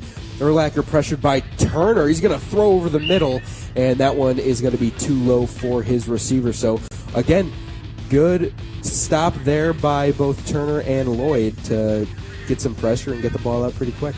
Yeah, and Oswego picking right up where they left off in the last game. Some good defensive pressure there, forcing Urlacher into an errant throw. So they're going to dial up a play here. Maybe Urlacher going to try and go for some more deep passes, as something might be bothering his hand. He keeps rubbing it right on the turf, so we'll see if that has a factor in this game. He's going to have 3 to his right and 2 to his left. An uncovered Lloyd couldn't get there, and another errant throw that was misleading to one of his receivers, and that one trying to go good for Wellington. Yeah, and Oswego, again, some great defensive pressure right there, forcing Urlacher to throw the ball out, but still expect him to use his legs a lot this game like he did last game. He's a very fast, very mobile QB, not afraid to put his body on the line. So excited to see where this one goes on this third down with about 2 minutes into this game. And like in football, us here at WTOP also need to make some substitutions. We have Mike Neckers filling in for Eddie McAlpine on the game can, as he will be the sideline reporter with Piper Kiernan. So another throw that does not go the Tigers' way. It's going to quickly be 4th down, and they only need about 5 yards. Yeah, I mean, RIT is going to try to get any gain they can. This game was unsuccessful, relatively speaking, on offense last game in trying to get much going. But this one, like you said, just brownie points, going to try to get some momentum going to the next official game. So should fare well for them this game. RIT were the regional champions in, I believe, 2019 yes. and 2022. 2021. 2021. So in 2 years, about a 3-year span, they won 2 national or regional champions. As there goes Turner. They just flubbed that one up. It's going to be intercepted by the Lakers. This could be another pick six. There he goes. It is just short, it looks like. Wow. And that's what... Oh my goodness, that's what referee Gerard says. Almost another pick six this time. But now the Lakers are set up with prime real estate. And wow, my goodness, what a momentum shifter there. 3 incomplete passes for Urlacher. And then that one was just absolutely jumped by one of the Lakers. You said it, Paulie. What a defensive possession there by the Lakers. Very good rushing on Urlacher, forcing him to get the ball out. He didn't know where to go with it. He spent about 10 seconds in the pocket, and then just picking it off is Oswego. And now it is Zielinski at the 2-yard line. He's going to try and run it and throw it. He fakes him out, and that one should be good for a touchdown. No, they say just short. Gerard not giving it to him. Zielinski wanted that one bad, but it's the co-captain and co-president who took it away right from Zielinski. Yeah, taking the reins next year. Zielinski set to graduate this May. See how he does in this starting quarterback role. Sort of a familiar face from a few years ago. So Zielinski throws, and that one is caught by Xavier Dubé for the touchdown, wearing number 0. That was my number. He's actually wearing my jersey. So reminiscent of the good old days, Paulie. He's used to seeing me out there, just not today. It is Xavier Dubé for the first score for the Lakers in this little exhibition game. Yes, a good few plays by the Lakers off of that interception. And even though it's just an exhibition game, doesn't count towards the total record, this is a very promising sign for the rest of the season. And it counts towards Zielinski's ego as he wanted that one. You saw it there. And another hard count, but it's not going to matter on the point conversion. And so Zielinski's going to take the snap. 2 rushers on him. Zielinski pointing, gets his flag tossed and just throws it a little bit high for Keeles and could not get that one. A quiet day for him so far, and a person that we wanted everyone to watch and making some noise. Doesn't have much up until this point, but another try to get another completion to him. Could not get it there. So it's 6-0 Lakers. Yeah, a good first drive right there on offense by the Lakers. Zielinski taking the reins, making an impact right away as a senior. He'll certainly miss these days when he's into the job market in a few weeks. But 6-0 Oswego, Paulie, 4 minutes to go. What are you hoping to see from RIT this drive? I mean, they really just got to get something going here. I mean, now they have one of the Oswego State Lakers with them. It's going to be Natali who's going for them. And so, I don't know, if you're Luke here, do you kind of play, 50-50? You're not doing it too well. But as we're going to talk about that, we're going to toss it down to Eddie McAlpine with Dylan Zielinski. Eddie, what do you got?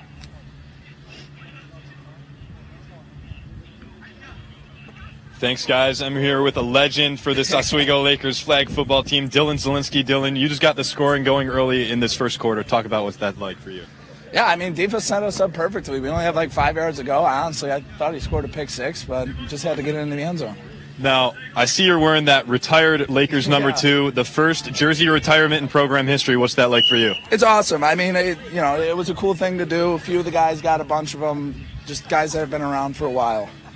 And then talk about this team you've got out here. A lot of great guys. You guys have been playing well so far. Yeah, a lot of game left to play, but you confident in your guys? Young guys. I got a lot of veterans out there. Shout out Mari, shout out Justin, John, all the guys that have been here since day one. I appreciate them, and we're just going to go have fun today. All right, hey, man, good luck the rest of the way. Thanks, brother. Back to you, Paulie. Thanks, Ed. As you saw there, Eddie McAlpine talking with Dylan Zielinski, graduating this May. Obviously, the founder of the Oswego State Flag Football Club. Would not be the same without him. Probably wouldn't be a thing without him. And we will miss him. We'll say goodbye in May. And where the future of this team goes, we will see. Maybe one last one for him. And, wow, a little trickery there. Look at that. Luke Natali making a catch. He struggles with that a lot in our practices, but I guess against the team, he really likes doing it. But Luke Natali good for some movage there for RIT. Probably some of the most positive yardage they've had all day. Yeah, I mean, before that, we saw a good trick play by them, got into open field, and advanced the chains even more. So a conversion here would be nice, a promising look into the future. But as you said for Oswego, Zielinski graduating, but the club remains in good hands with a few of the underclassmen taking over next year. That's exactly what you want to see, especially if you are Zielinski putting so much time and effort. But right here, it's Urlacher finding open space, could not connect it to his man, Quink. And Urlacher really wanted that one. It would have gotten them the first down, but looked a little too high. But my dad always said if you got 2 hands on it, you're able to catch it. Yeah, I mean, Urlacher did a great job right there. He excels at recognizing the pressure, scrambling out, and finding the open man, which he did exactly correct right there.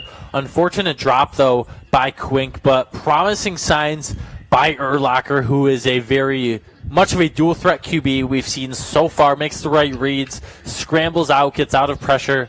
So that's what you love to see from your QB going into the future. So you got 1:20 here left. It's going to be Stid to the right of Urlacher.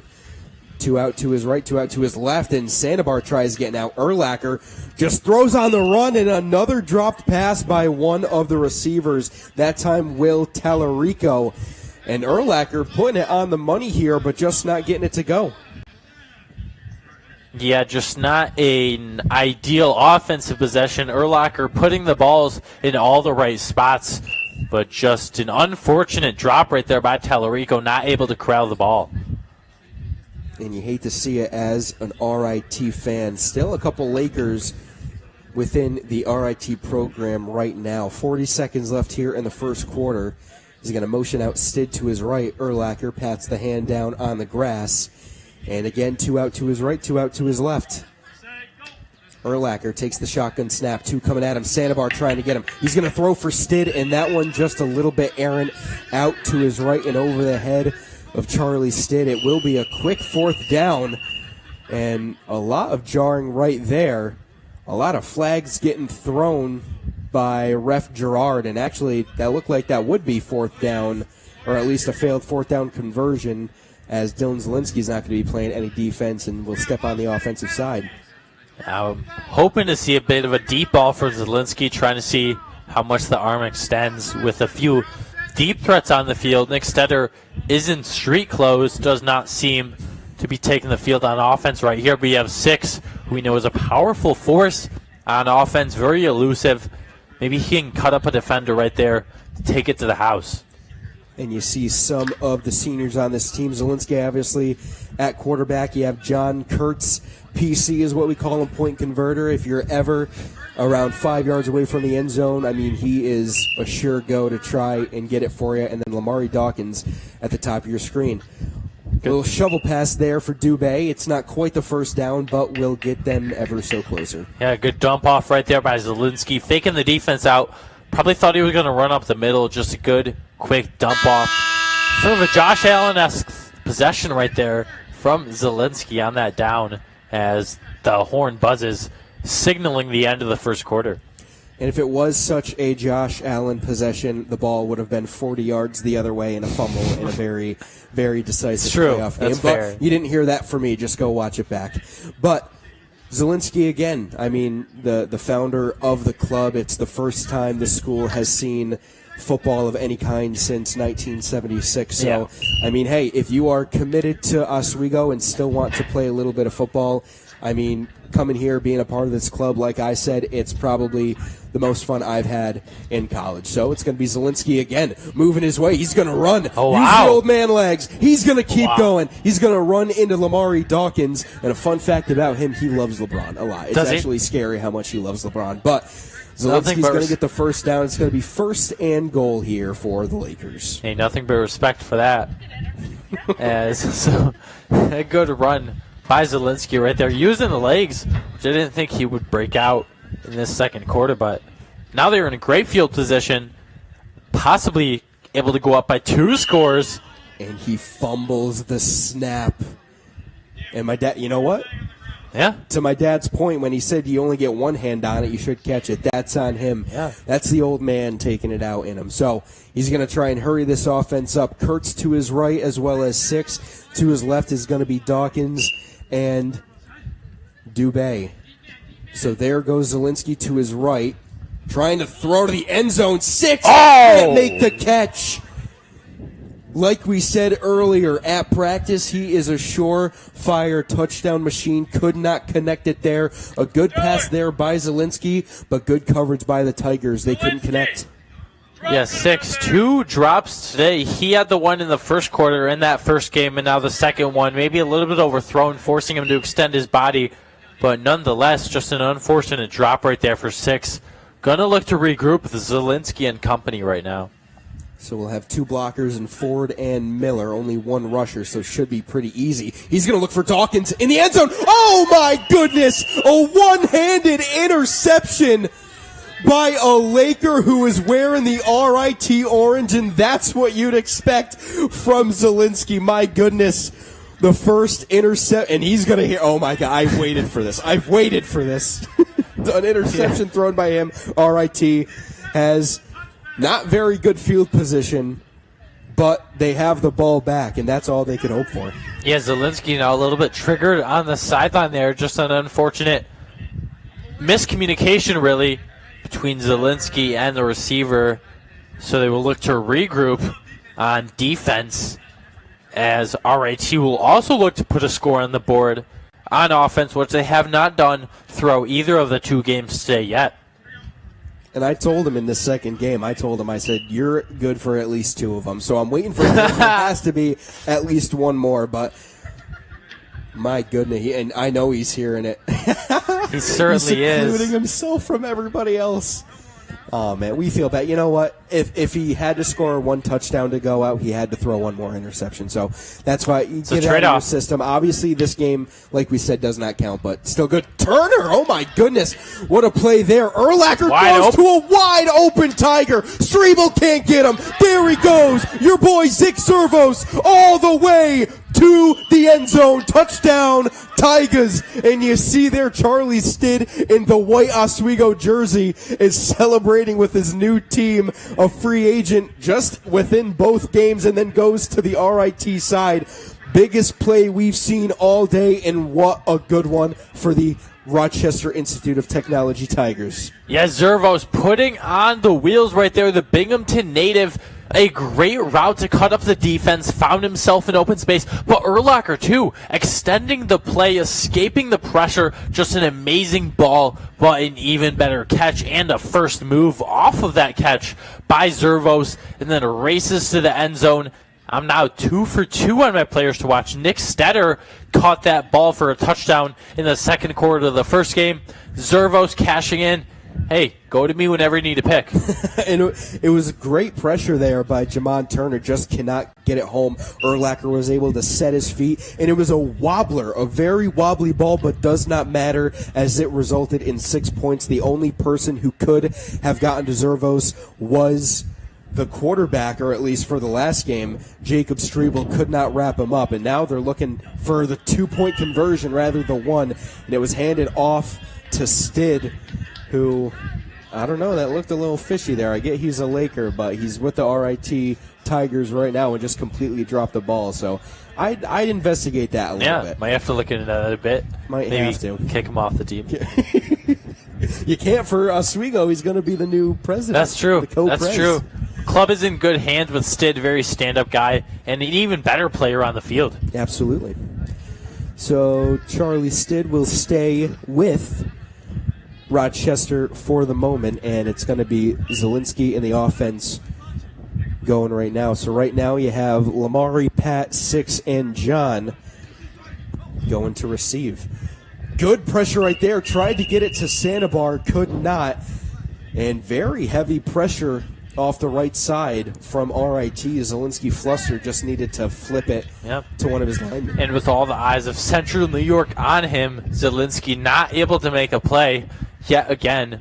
Now we transition to second down, but great pressure right there by RIT coming off of that block, and Oswego going to need to do sort of a better job with blocking. RIT has the size, though, right now, and the speed on the D-line.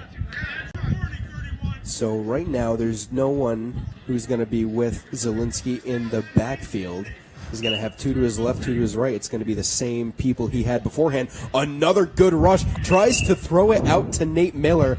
And yet again, even though they have 2 people on the line, it's going to be all pressure coming from one of the Tigers. It's going to be Will Tallarico, to be exact. Yeah, you got to give props to RIT not giving up. Even though this game doesn't matter, they're still showing promising signs of some good bull rushes off of the snap. All right, so it's going to be offside for Pat. And Nick Stetter not happy about that one on the sideline, pushing Pat out of the way. All right. So we are going to have to go all the way back about 5 yards, and we will have the play here. We're going to go through this play right here. It might be another offside. Zielinski throws it to Six, who makes the play and gets tackled. And nothing there. But we will go down to Eddie McAlpine yet again for an interview with one of the RIT players. Eddie, what do you got?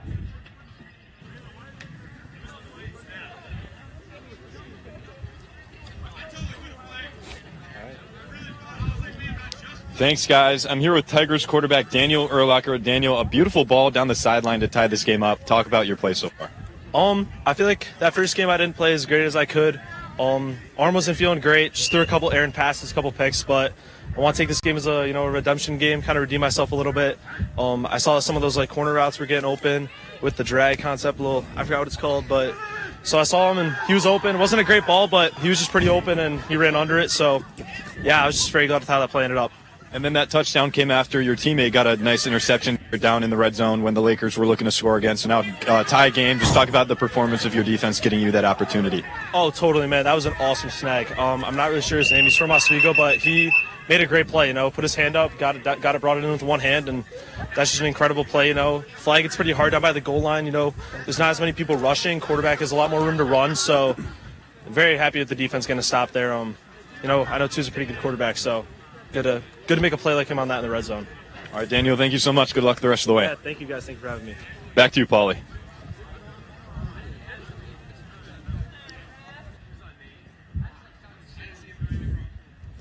Well, thanks, Eddie and Dan. And if you didn't just see that play, Dylan Zielinski was able to get out of a lot of pressure and flip it back to Dubé, but it did not count because of a chop block from Nate Miller. So they are even further back. They really wanted out. That might have been the best play of the game, and it had no sense to be happening. So they're all the way back at their own end zone.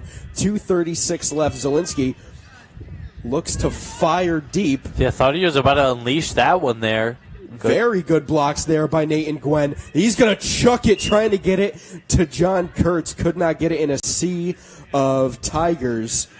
And just puts one hand up, could not get it. So it will be an unsuccessful attempt. And they're going to have to run it back again from their own end zone. Yeah, but even on that previous play, like we mentioned, Dubé showing off the speed. Unfortunate flag, but Zielinski able to escape all that pressure. Good blocks by Oswego first off. Then getting to the midfield was Zielinski. Dubé, good jukes. A promising sign for the future. This Oswego team is very speedy, very fast, very agile. So it'll be interesting to see how the rest of the season goes. And right here, we're actually going to look for a leg punt. I know we saw the arm punt by Strebel in the first game, but they're going to send on the punt team that consists of both Zielinski as well. Look at that. Jamon Turner, 6. And it's going to be John Kurtz to try and punt this one away one last time before he graduates. Takes the snap, punts it, a boomer. Good punt. End over end. It will hit the line, and that's where they will take it. So it depends on where they mark them, but it could be like 2 inches from a first down or just over. They're going to call them just over. So, all right, Rochester tied 6-6. They can go down and take the lead for the first time today in any fashion in any game. Yeah, this is a promising sign for Rochester. They're in good field position, first of all, and we have seen in this game more signs of life, surprisingly enough, than the one previous. With this being an exhibition, we see Urlacher able to escape a lot of pressure, very good at making reads so far in this game. That touchdown, Zervos, just an example of how much offensive prowess they can have if everyone is clicking together as a unit. But for Oswego now, we see some subs coming in for the first time, such as Nick Stetter in street clothes coming in now. We'll see how much he can make an impact as a deep safety right here.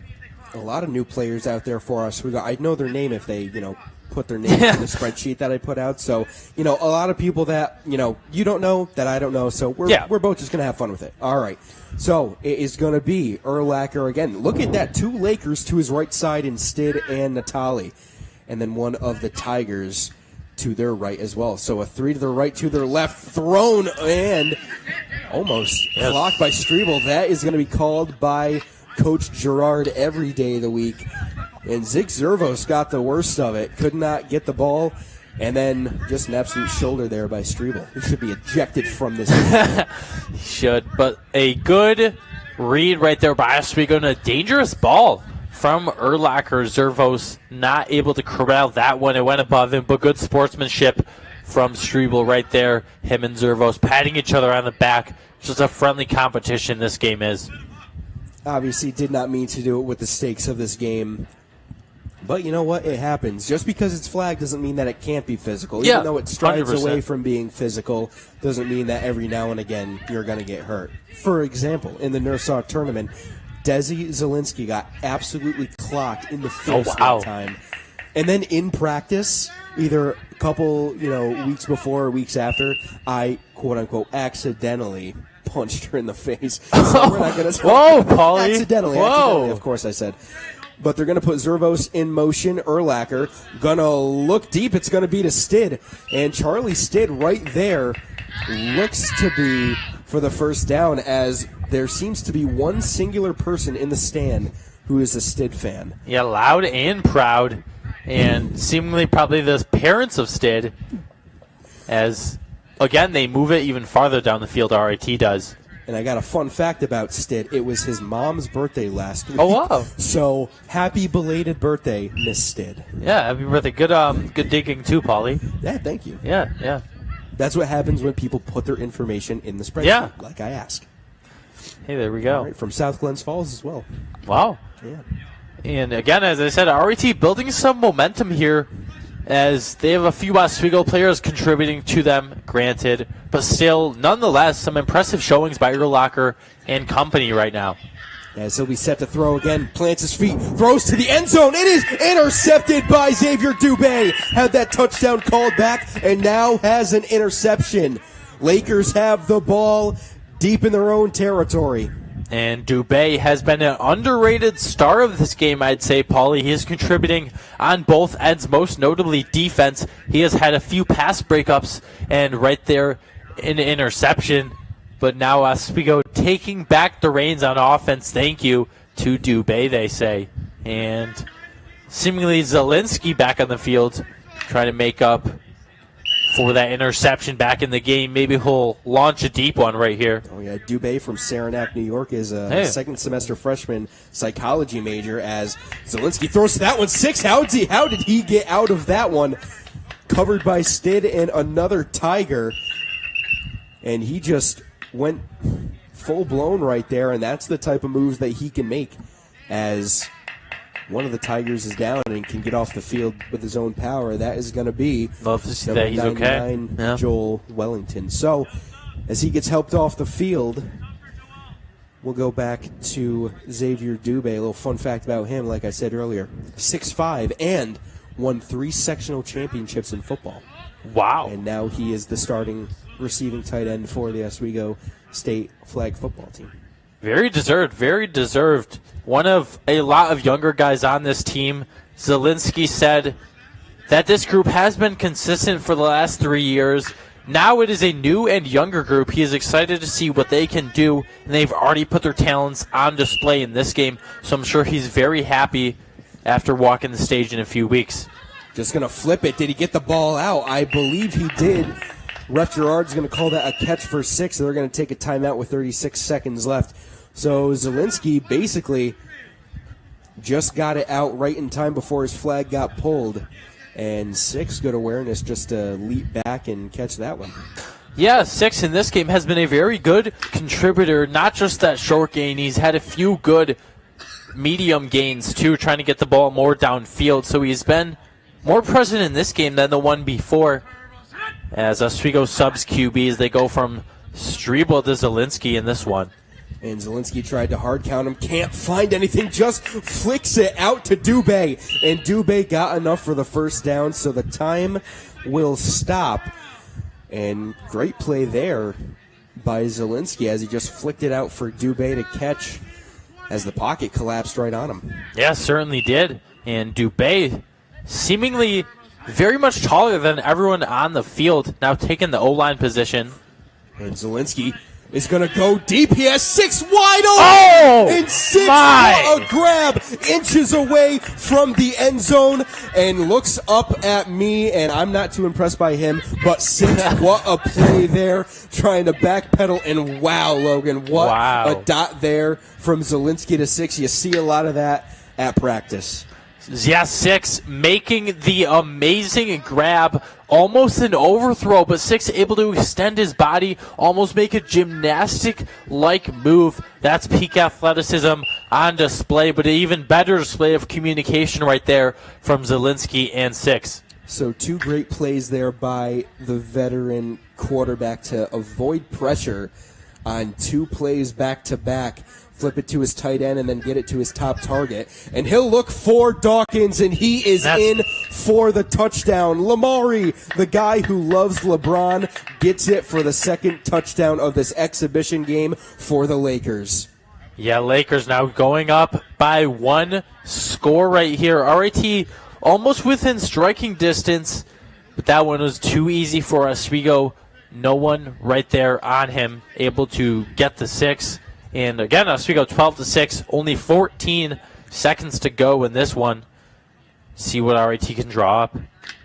And Lamari Dawkins from Brooklyn, New York, a psych and wellness major. He was actually my RA last year when I lived on the floor of Onondaga Hall. Still doing that. And just another flip to Dubé, and that will be the first point conversion we have seen today. So the Lakers up by 7. It is 13-6 as Zielinski connects with Dawkins and Dubé back-to-back for the score and the point conversion. Hey, he's not just helpful in the residence halls, but also on the field. He's always on call. Yeah. If you don't know, can't ask for anything better. Amari. Will do. Great guy. He loves waffles. I know that. Does he? If you follow him on any sort of social media, you know about 3 things. He loves waffles. He loves LeBron, and he may have a bit of a disdain for Officer 47. Who doesn't, though? I don't know if we could say that. He's just doing his job. That's all we can say. That's all we. Yeah, I'll joke. But it'll be Oswego on defense. RIT with 14 seconds left to try to get something here. We might have a second half. I'm actually not entirely sure. But Lakers up by 7. It will be Strebel, who has gone from practically every position and will now be taking reps at rusher, which he did in the Nassau tournament and got a couple sacks on a couple of the teams that they faced. Though they went 0-3 in this year's Nassau tournament in Maryland. Oh, good throw by Kenny there. Maybe he can take over for Dylan. Yeah, oh my God. Well, if he wasn't graduating, I mean, who knows? I'm not too sure. All right, so 11 seconds remain. And again, Strebel gets there, and a good play there. Natali could not get it, and Jamon Turner, who is in coverage, made the play there to swat it away. Yeah, good defensive play by Oswego, not letting the foot off of the gas pedal, even up by a score with 6 seconds to go in the first half of this one. And like you said, not sure if we will have a second half, but if not, both teams put on very impressive showings. This game, even RIT with the late scores into this one. Zervo's putting that speed on display. Great awareness in that pocket on that play by Urlacher to sense the pressure and escape it. So all in all things considered, both teams, very good showings by them today. If you're RIT, you just kind of want a little bit momentum going back home to Rochester. They will rebuild and regroup, obviously. 7 to 8 players on a roster.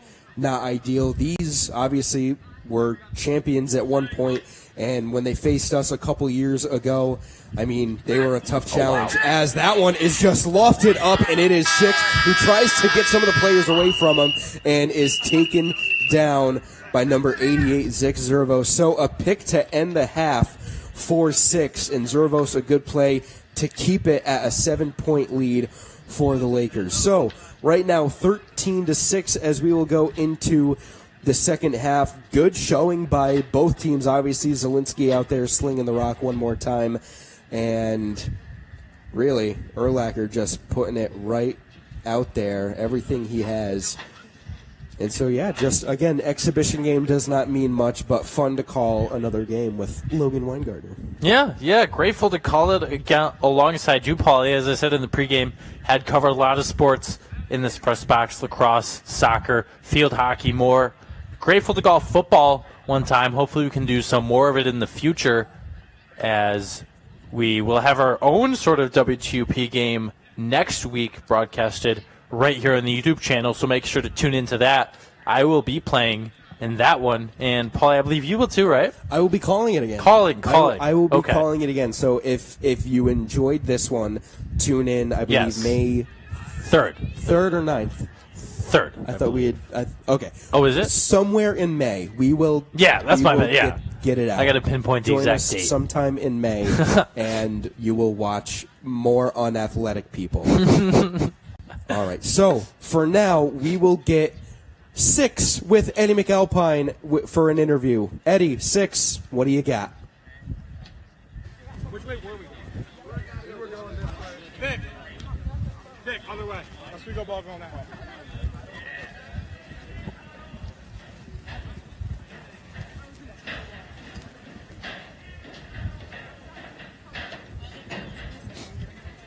Oh, yeah.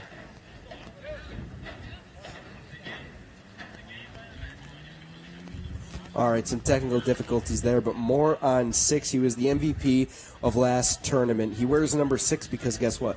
His name contains 6 in it. His Love name that. is Sixto Quiles the Fourth. He's a criminal justice major from Watertown, New York, family of Puerto Rican descent, the 4th Sixto Quiles in his family, and the oldest of 9 Wow. siblings. Wow. So not really 6 of his family, but he is the 4th 6, but the 1st of 9. I love that. Big family, and he's an incredible football player. I'm going to promote something here. The Unofficial Sports Show, we had filmed, my friend Lorenz and I filmed a flag football episode, and when we walked in, we talked to one of our friends, Nick, actually, who's on the bench right now. He had praised 6 very heavily, said, quote, he's something along the lines of he's the best player on this team, and he is very shifty, he has great hands, just an incredible football player, a great guy all around. All right, and with that being said, I think they're still looking to get that interview. But for now, we will go back to the field as Oswego is set to take on the reins for the offense. And before that, we're going to send it back to Eddie McAlpine, who hopefully will get us an interview with 6. So, Eddie and 6, what do you got?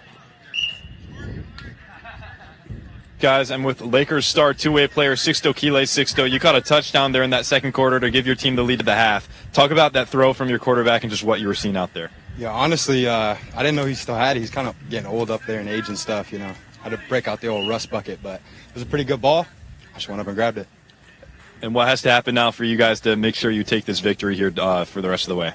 Honestly, we just got to control our possessions. We had some silly penalties in the first half, like, you know, taunting and stuff like that. We just got to clean it up a bit and just drive down the field. All right, thank you, 6. Good luck the rest of the way. Yeah, no problem. Thank you. Back to you guys. Do it, Charlie. Retire. Thanks, Eddie. Thanks, 6, for that. And with that one, coming right back into the game, penalty flag flies on Charlie Stidd for the RIT Tigers as Dylan Zielinski again trying to evade some pressure, lands right on that throwing shoulder. It seemed like I heard a very wimpy exclaim from him. So you know, there's always going to be that. Where there comes a Zielinski, there will be a complaint. I'm sure. But it will be first down for the Lakers. But like we were saying, 6 stand-up guy and a great football player. Incredible. Yeah, very versatile on the field, shifty. As I said, some great hands. Is it very much a deep threat? And we'll see another deep threat there. Again, Lamari Dawkins. Wow. A great throw and catch yet again. And wow, right on cue for a deep threat. Lamari, one more to go. And wow. What perfectly placed ball there by Zielinski. You got to give him his flowers. Oh, 100%. Hasn't lost a step in this game. But this Oswego team firing at all cylinders right now. Just great all around with the legs, with the arms. And they're up potentially in a few minutes maybe by 2 touchdowns. So here is Zielinski looking to his right and then looking to his left. He wanted to go deep, and now he's going to run for it. Zielinski tries to get through 2 Tigers, but it ends up being Stidd who grabs the flag. So not quite the first down yet, but pretty close to it. It will be 3rd down. Yeah, Oswego has done very well on third downs, not just in this game, but also the one previous. So if those trends keep up, maybe we'll see a touchdown. Zielinski just used his legs to his advantage, as Strebel did last time. So his whole team is very mobile, very fast, and we'll see if that can contribute on this play. They probably have the biggest lineup out there with Dubé, Kurtz, and Dawkins all standing tall. And heavy pressure off Zielinski's right side. He's going to throw it. Is tipped by a couple Tigers. Hits the hands of Dubé and almost intercepted by Atreyu Convard. But nothing to show for it there. The Lakers are just a couple feet from their next first down. And it should be fourth down here. Line to gain is the white line right to their left. Yeah, we'll see. Just a short gain here. You have to imagine maybe Zielinski will scramble out of this one, take about 4 or 5 yards up the middle. Maybe he can break it out for a touchdown with the good blocking we've seen from Oswego all game. But we'll all leave it up to this play. And they're sending two. It's going to be Stid and Confusion. And Zielinski looking for Dubé on the other side. Dubé makes a move. Here he goes. Still has his flags intact. There he goes. Dubé is in for the score. Touchdown, Lakers. Dubé has been unreal this game. You just saw it on offense. Not just on offense, also on defense. Maybe the top dual threat on this team. Just a freshman. He will be lethal for years to come. He has the size. He has the strength. He has the hands. Not much he doesn't have. Oswego now up by 2 touchdowns. And with that being said, and like you said, to your point, this club is in very good hands. The first Nursau tournament they went to, they brought a very small, short lineup. So to have him on this team for years to come will be great. And there's Kurtz. PC could not get it to him. The point converter could not get it. But that one heavily guarded by one of the Tigers. He was looking at Gerard, the referee, to try and get a call, could not get it, but that's exactly what he's used for. And Zielinski tried to take a shot. You're up 19-6. If it doesn't work out, oh well, again, exhibition game. But great pass there, and Kurtz wanted a call, could not get it. Yeah, good pass, like you said, just a better defensive showing to knock the ball away from RIT, now down by 2 scores. It'll be interesting to see how they recuperate with still Urlacher at QB. We know how mobile he is, can move the chains, can be positive for this Tigers squad. I expect nothing short of that on this drive, especially with a few Oswego guys who we know can stretch the field. And with them out of this play, it's going to be a complete Tiger play for Rochester as Urlacher gets the squad ready, and he will have 3 men to his right, and it is going to be Will Tallarico right to his right. So 2 to his left, 2 to his right again. Tallarico actually takes a snap. It's going to be Urlacher. And Desiree Zielinski, did she get it in time? Does not look like it. And wow, Tallarico took that snap. And Urlacher served as a blocker. And Zielinski right off the edge tried getting to him. And it looked almost like a photo finish between when she grabbed the flag and when the ball was out of the hands of Tallarico. They might make a QB change right here from Urlacher to Tallarico. Yeah, that they might. Urlacher has seen a lot of action. Wouldn't be the worst to give him some rest. Tallarico hasn't taken a snap at QB yet this game, so we'll see how he fares now that he is, it seems. Yeah, so it looks like it is. He's ready for the snap. Urlacher going to be the block and the outlet man. It's going to go to Urlacher. Strebel there and gets it, and they are still behind the first down marker, not able to move the change. But they will be just ever so closer, and it's going to be a 3rd down try for the Tigers. Yeah, Tigers have been stopped on this drive by Oswego. Oswego defense has not let up at all. They are still keeping their feet on the gas pedal as they are holding the Tigers to very minimal gains. We saw them start this drive not in great territory. They have remained in that territory as Oswego has just been very good off the snap. Tallarico had his flags drop, which means it's 2-hand touch no matter what. And there he goes, another one. Another grab by Sam Quink, and he gets the first down marker, and he is over midfield. And so that's going to place the next first down on the closest white line all the way to the right of your screen. So a good positive play there as Tallarico still gets some reps from the QB position. Yeah, certainly a good grab right there by Quink. Even better to extend the play, find himself out of bounds, and Tigers are moving the chains once again after a few stagnant plays. So it's going to be Tallarico with Urlacher to his right yet again, to his left, to his right. He's going to move to his left, something we haven't seen a lot today, and he's going to find his man Zik Zervos. And they'll get that first down, rather. I thought they had already gotten it from what I saw. I thought Quink had moved the chains over that first down marker, but apparently not, as Ref Vic will put the cones down, and that's where they will start. So now the new chains will be where the furthest white line is with the orange cones. Yeah, yet another positive play for RIT right there. Just dump it off to the side. And that's where they've been excelling at. We mentioned it all this game. They aren't going deep. They're going more so short passes out to the flat. And that's where they're succeeding, getting those short gains. We know how aggressive this Oswego defense is, so Tigers don't want to try anything too aggressive.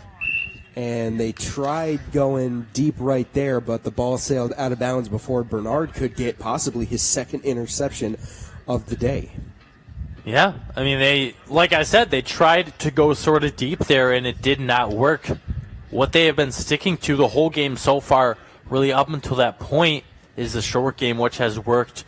And I haven't seen a run out of a QB in a while because Urlacher has taken Tallarico, has taken the reins, but maybe Urlacher comes back in, breaks it for 10. We see another score from RIT. They're back within a score, so you never know.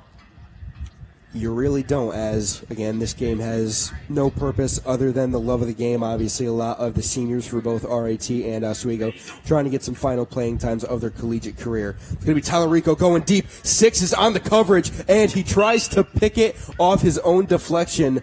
Couple hands here and there, but they're not going to call that. They're going to let the boys play with just under 55 seconds left to play here in the third quarter. So 6, another great defensive play all over the field, and RIT still trying to search for their first touchdown since the first quarter. Yeah, like you said, a great defense play. 6 is right there. He has great awareness of the ball. No, he knows when it's coming and able to just deflect that one, not giving up a gain to RIT. And Oswego holding their momentum right now. And so Tallarico still in with Urlacher to his left. Tallarico takes the snap. He's going to roll out to his right. Zielinski in pursuit. Throws! Oh, wow. And is it caught? It is! Nick Stetter again! He's made plays on both the offensive and defensive side of the ball game.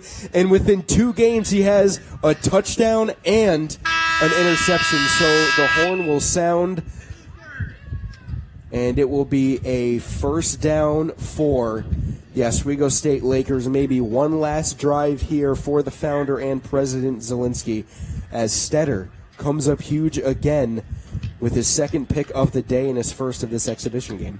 Yeah, that was an absolutely excellent read right there, Paulie, by Stetter, able to know where Tallarico was going to throw it and jump on the ball. I had thought for a split second that one hit the ground, but a great diving save right there from Stetter to flip the ball right back to Oswego. Great play there. Zielinski in pursuit. We'll see the first sack of the game, and it'll come from the newest Tiger, Charlie Stid. And Dylan Zielinski goes that. He saw a lot of that when I played during practice. I'd get through whatever, and then when I was on his side of the ball, I'd be blocking my butt off for the guy. But it's always good to get a sack, and Charlie Stid breaks that one open and gets the first sack of the day for either team. Stid trading sides, and then, like you said, getting the first sack of the day to try to regroup here at Oswego. He tried doing it again. Zielinski on the run, tries to find his man, and just over the head of Lamari Dawkins, tried to triple dip to him. Obviously, a nice gain on the previous drive and a touchdown to him just a couple drives ago. Tried getting it to him on the right sideline for the Lakers. Could not get it, and they're going to be forced with a very long third down. Yeah, that was a perfect scheme drawn up, a great route. A good throw, just a little over the head So they will try to do something here. As you said, a very long third down is in store right now. So Dubé and Dawkins to his right, and Kurt's going to go over the middle. He puts his hand on to Ford. That one tipped. Another one. It's the quarterback again, Urlacher. Urlacher, there he goes. No. And Dylan Ford saves another touchdown for the Tigers. Another interception from Dylan Zielinski, his second of the day on a ball that got tipped at the line, and Dan Urlacher does it again. Another interception for the RIT quarterback. And Urlacher keeping this one alive for the Tigers. They will not get put back in the den. Down by 2 scores, but Urlacher gives RIT the ball back in a very positive field position. Just a matter of if they can execute on offense, which is something they have frankly struggled with for the past few drives. And we definitely saw it in the first game. Their first drive, they went all the way down to the goal line and could not capitalize.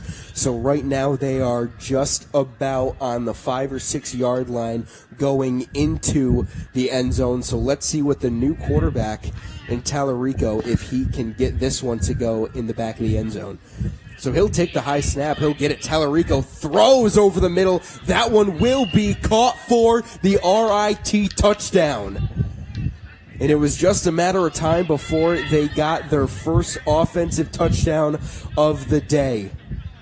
Yeah, now RIT again back within striking distance. You have to imagine they go for 2 here, and if they score again in a few possessions, they will take the lead. Granted, Oswego does not score again, but RIT, a very positive few plays from them from defense to offense. You love to see that if you're part of this Tiger team. And so it's 19-12. They're looking to go for the 2-point conversion, which will make it a 5-point game. So obviously this game a lot closer than the last one. And this one you're willing to take a lot more chances just because, frankly, again, this game has no meaning other than getting the seniors out there for their last day. So with that being said, RIT down right now by 7 can make it a 5-point lead for the Lakers if RIT is able to convert. And so they had their first offensive touchdown thrown by Tallarico. Let's see if he can get the 2-point conversion to boot. So Tallarico takes the snap with a man in motion. He's just going to throw back to Urlacher, which means he can throw it. He's going to look in the back of the end zone. It is incomplete. He had one of his men wide open in the end zone, and then he went for one who was completely covered in a lot of traffic. So the lead remains 19-12, and the Lakers trying to get stuff going here with Zielinski coming back out. Yeah, that one. Sorry, Paul. Yeah, that one was a sea of black and white right there. The Tigers still down by 7 now, and they need to stop this Laker offense right here if they want to get a score and tie it up on the next drive to get any sort of momentum heading into the future. But on that last drive for the Tigers, Zervos with his second touchdown of the game. That is my player to watch. So again, I would go for me to picks if you want anything. I'm a surefire guy, but again, Oswego up 19-12 right now. If you also want to go for picks, look at that guy Dylan Zielinski. He's been getting it all day, but he's going to run to his left side. He's going to get the first down, not go out of bounds, and it's going to be Urlacher who stops him in his tracks and pulls his flag. We just got under 5 minutes left to play in this exhibition game. Lakers up by a touchdown. Yeah, that they are some good scrambling action right there by Zielinski. Good to know. Even Zielinski in his final weeks, you have 2 QBs right now that can be mobile in Streibel and Zielinski. So a good sign for Oswego. Absolutely, as Zielinski taking the pass here. He's going to go to his left. He's going to run it one more time. Not quite looking like Jake Streibel, but Natali pulls the flag, and Zielinski has the first down for the Lakers. Yeah, good gain right there by Oswego again. Zielinski showing off the feet. Not only able to be a deep threat in the passing game, but also mobile. So we'll see going into the final stretch of this game, final 4 minutes, see what Oswego can try to draw up and try to get the game out of striking distance for the Tigers. And so Dillon, with no one in the backfield with him, tried to hard count him, but he has one of his fellow Lakers on the other side as he tries to evade pressure. He'll give it on to 6. This is where he can start making his moves. His flag's still intact. 6 will get the first down, but that is about it, with Luke Natali making the tackle, saving a touchdown. It would be his first of the day for 6. But Luke Natali able to use his hands there. Get the flag off of 6. Some good speed and agility right there from Sixto. Able to elude the defenders up until got the flag pulled. Zielinski trying to look to end zone for this one, and taken down again by Charlie Stidd. His second sack in just a matter of drives. And the Lakers stall once more on first down. They'll go back before their first down yardage and now have a tough task of now getting the touchdown between 2 lines to gain. Yeah, so in this game, 2 sacks for RIT. Very promising defensive showing in these final stages. Really exciting to see what boils down in these final 2.5 minutes of play. So you'll have 6 in Kurtz to Zielinski's left. You'll have 3 blockers, and you'll have Dawkins out to his right. He'll take the snap. He'll roll to his left. He's going to run it. He's got a lot of green ahead of him, but taken down again by Urlacher, showing that he can play both sides of the ball and doing a very good job there on defense. So it's going to be third down, even though they just passed a line to gain because they passed it, went back, passed it again. It is third down and about, say, 15 to 17 yards to try and get the touchdown. Yeah, good short gain by Oswego, but overall they do still have a lot of room to go. I wonder if they pull out a wild card right here, maybe do a sort of a trick play on this third down to try to get a longer pass.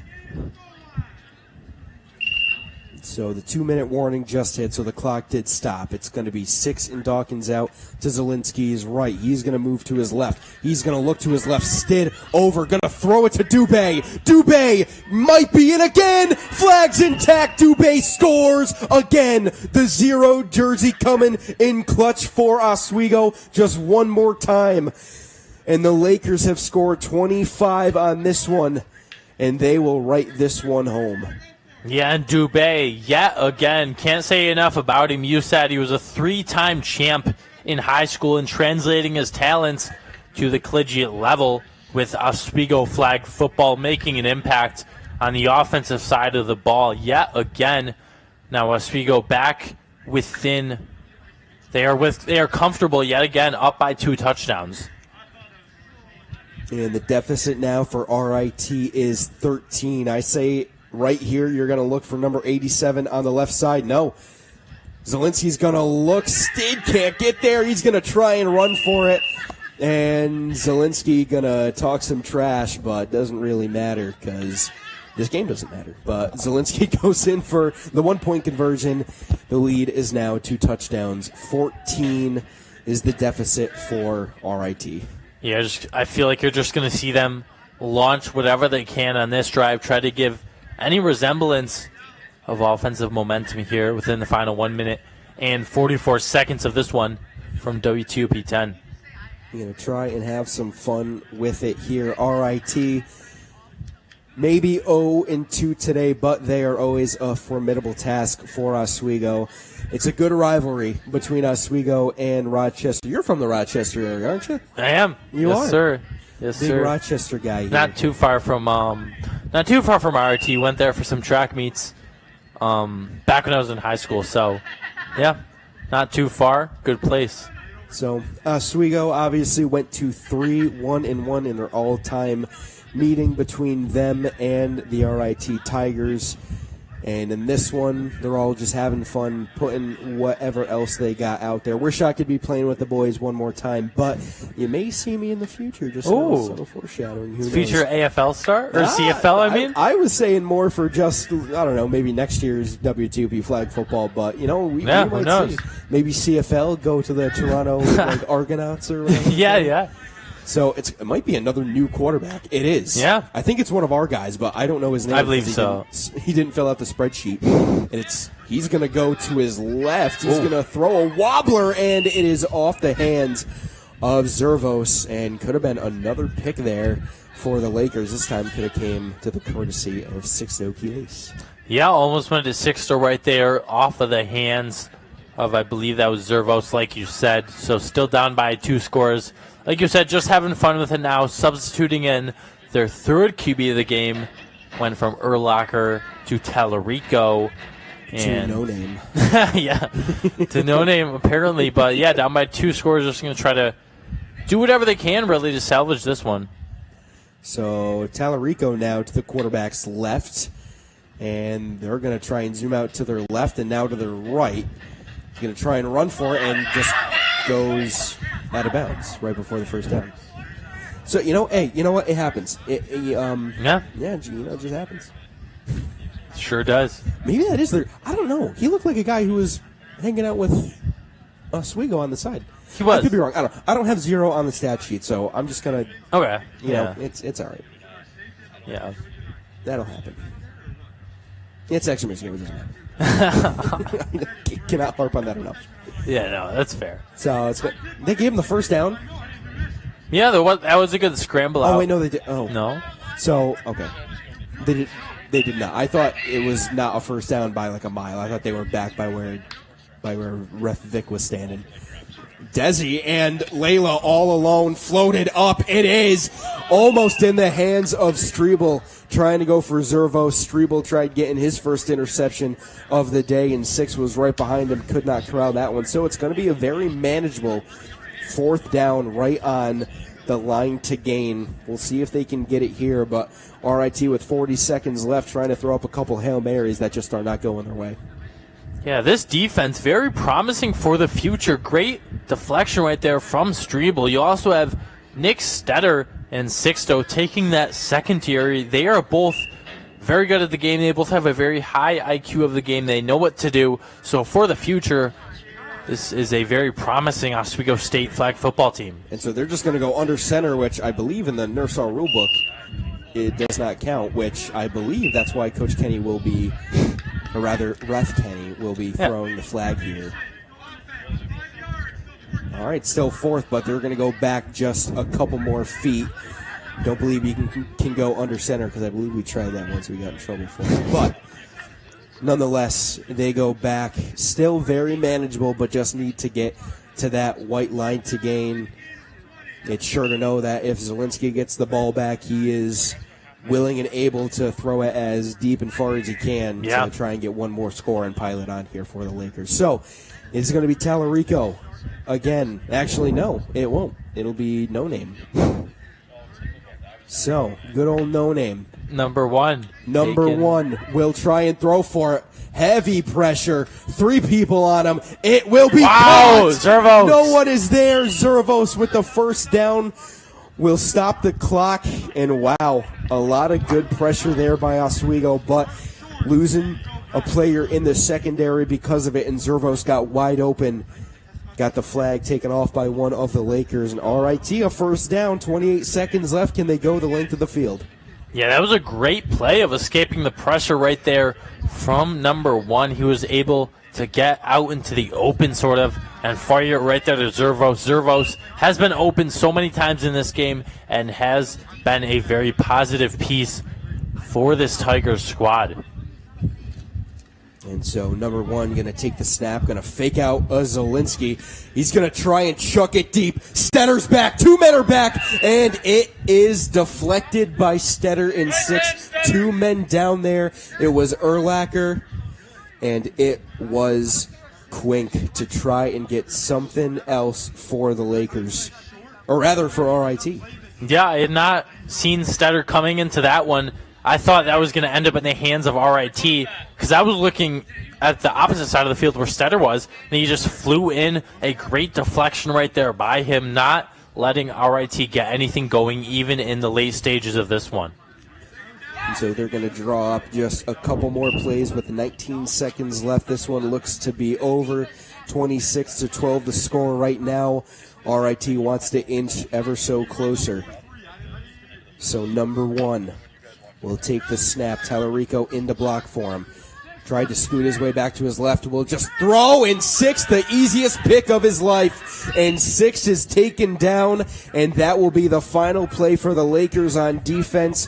What a way to cap this one off. We'll have probably one more play left, and expect to see Zielinski just throw it deep or try and get one of his seniors.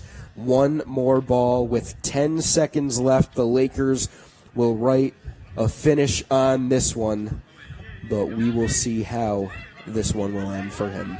Yeah, very fitting end for Oswego on defense. Very dominant game all around. They just concluded a great pick, a great read by 6 right there. He's been a very positive player throughout this entire game.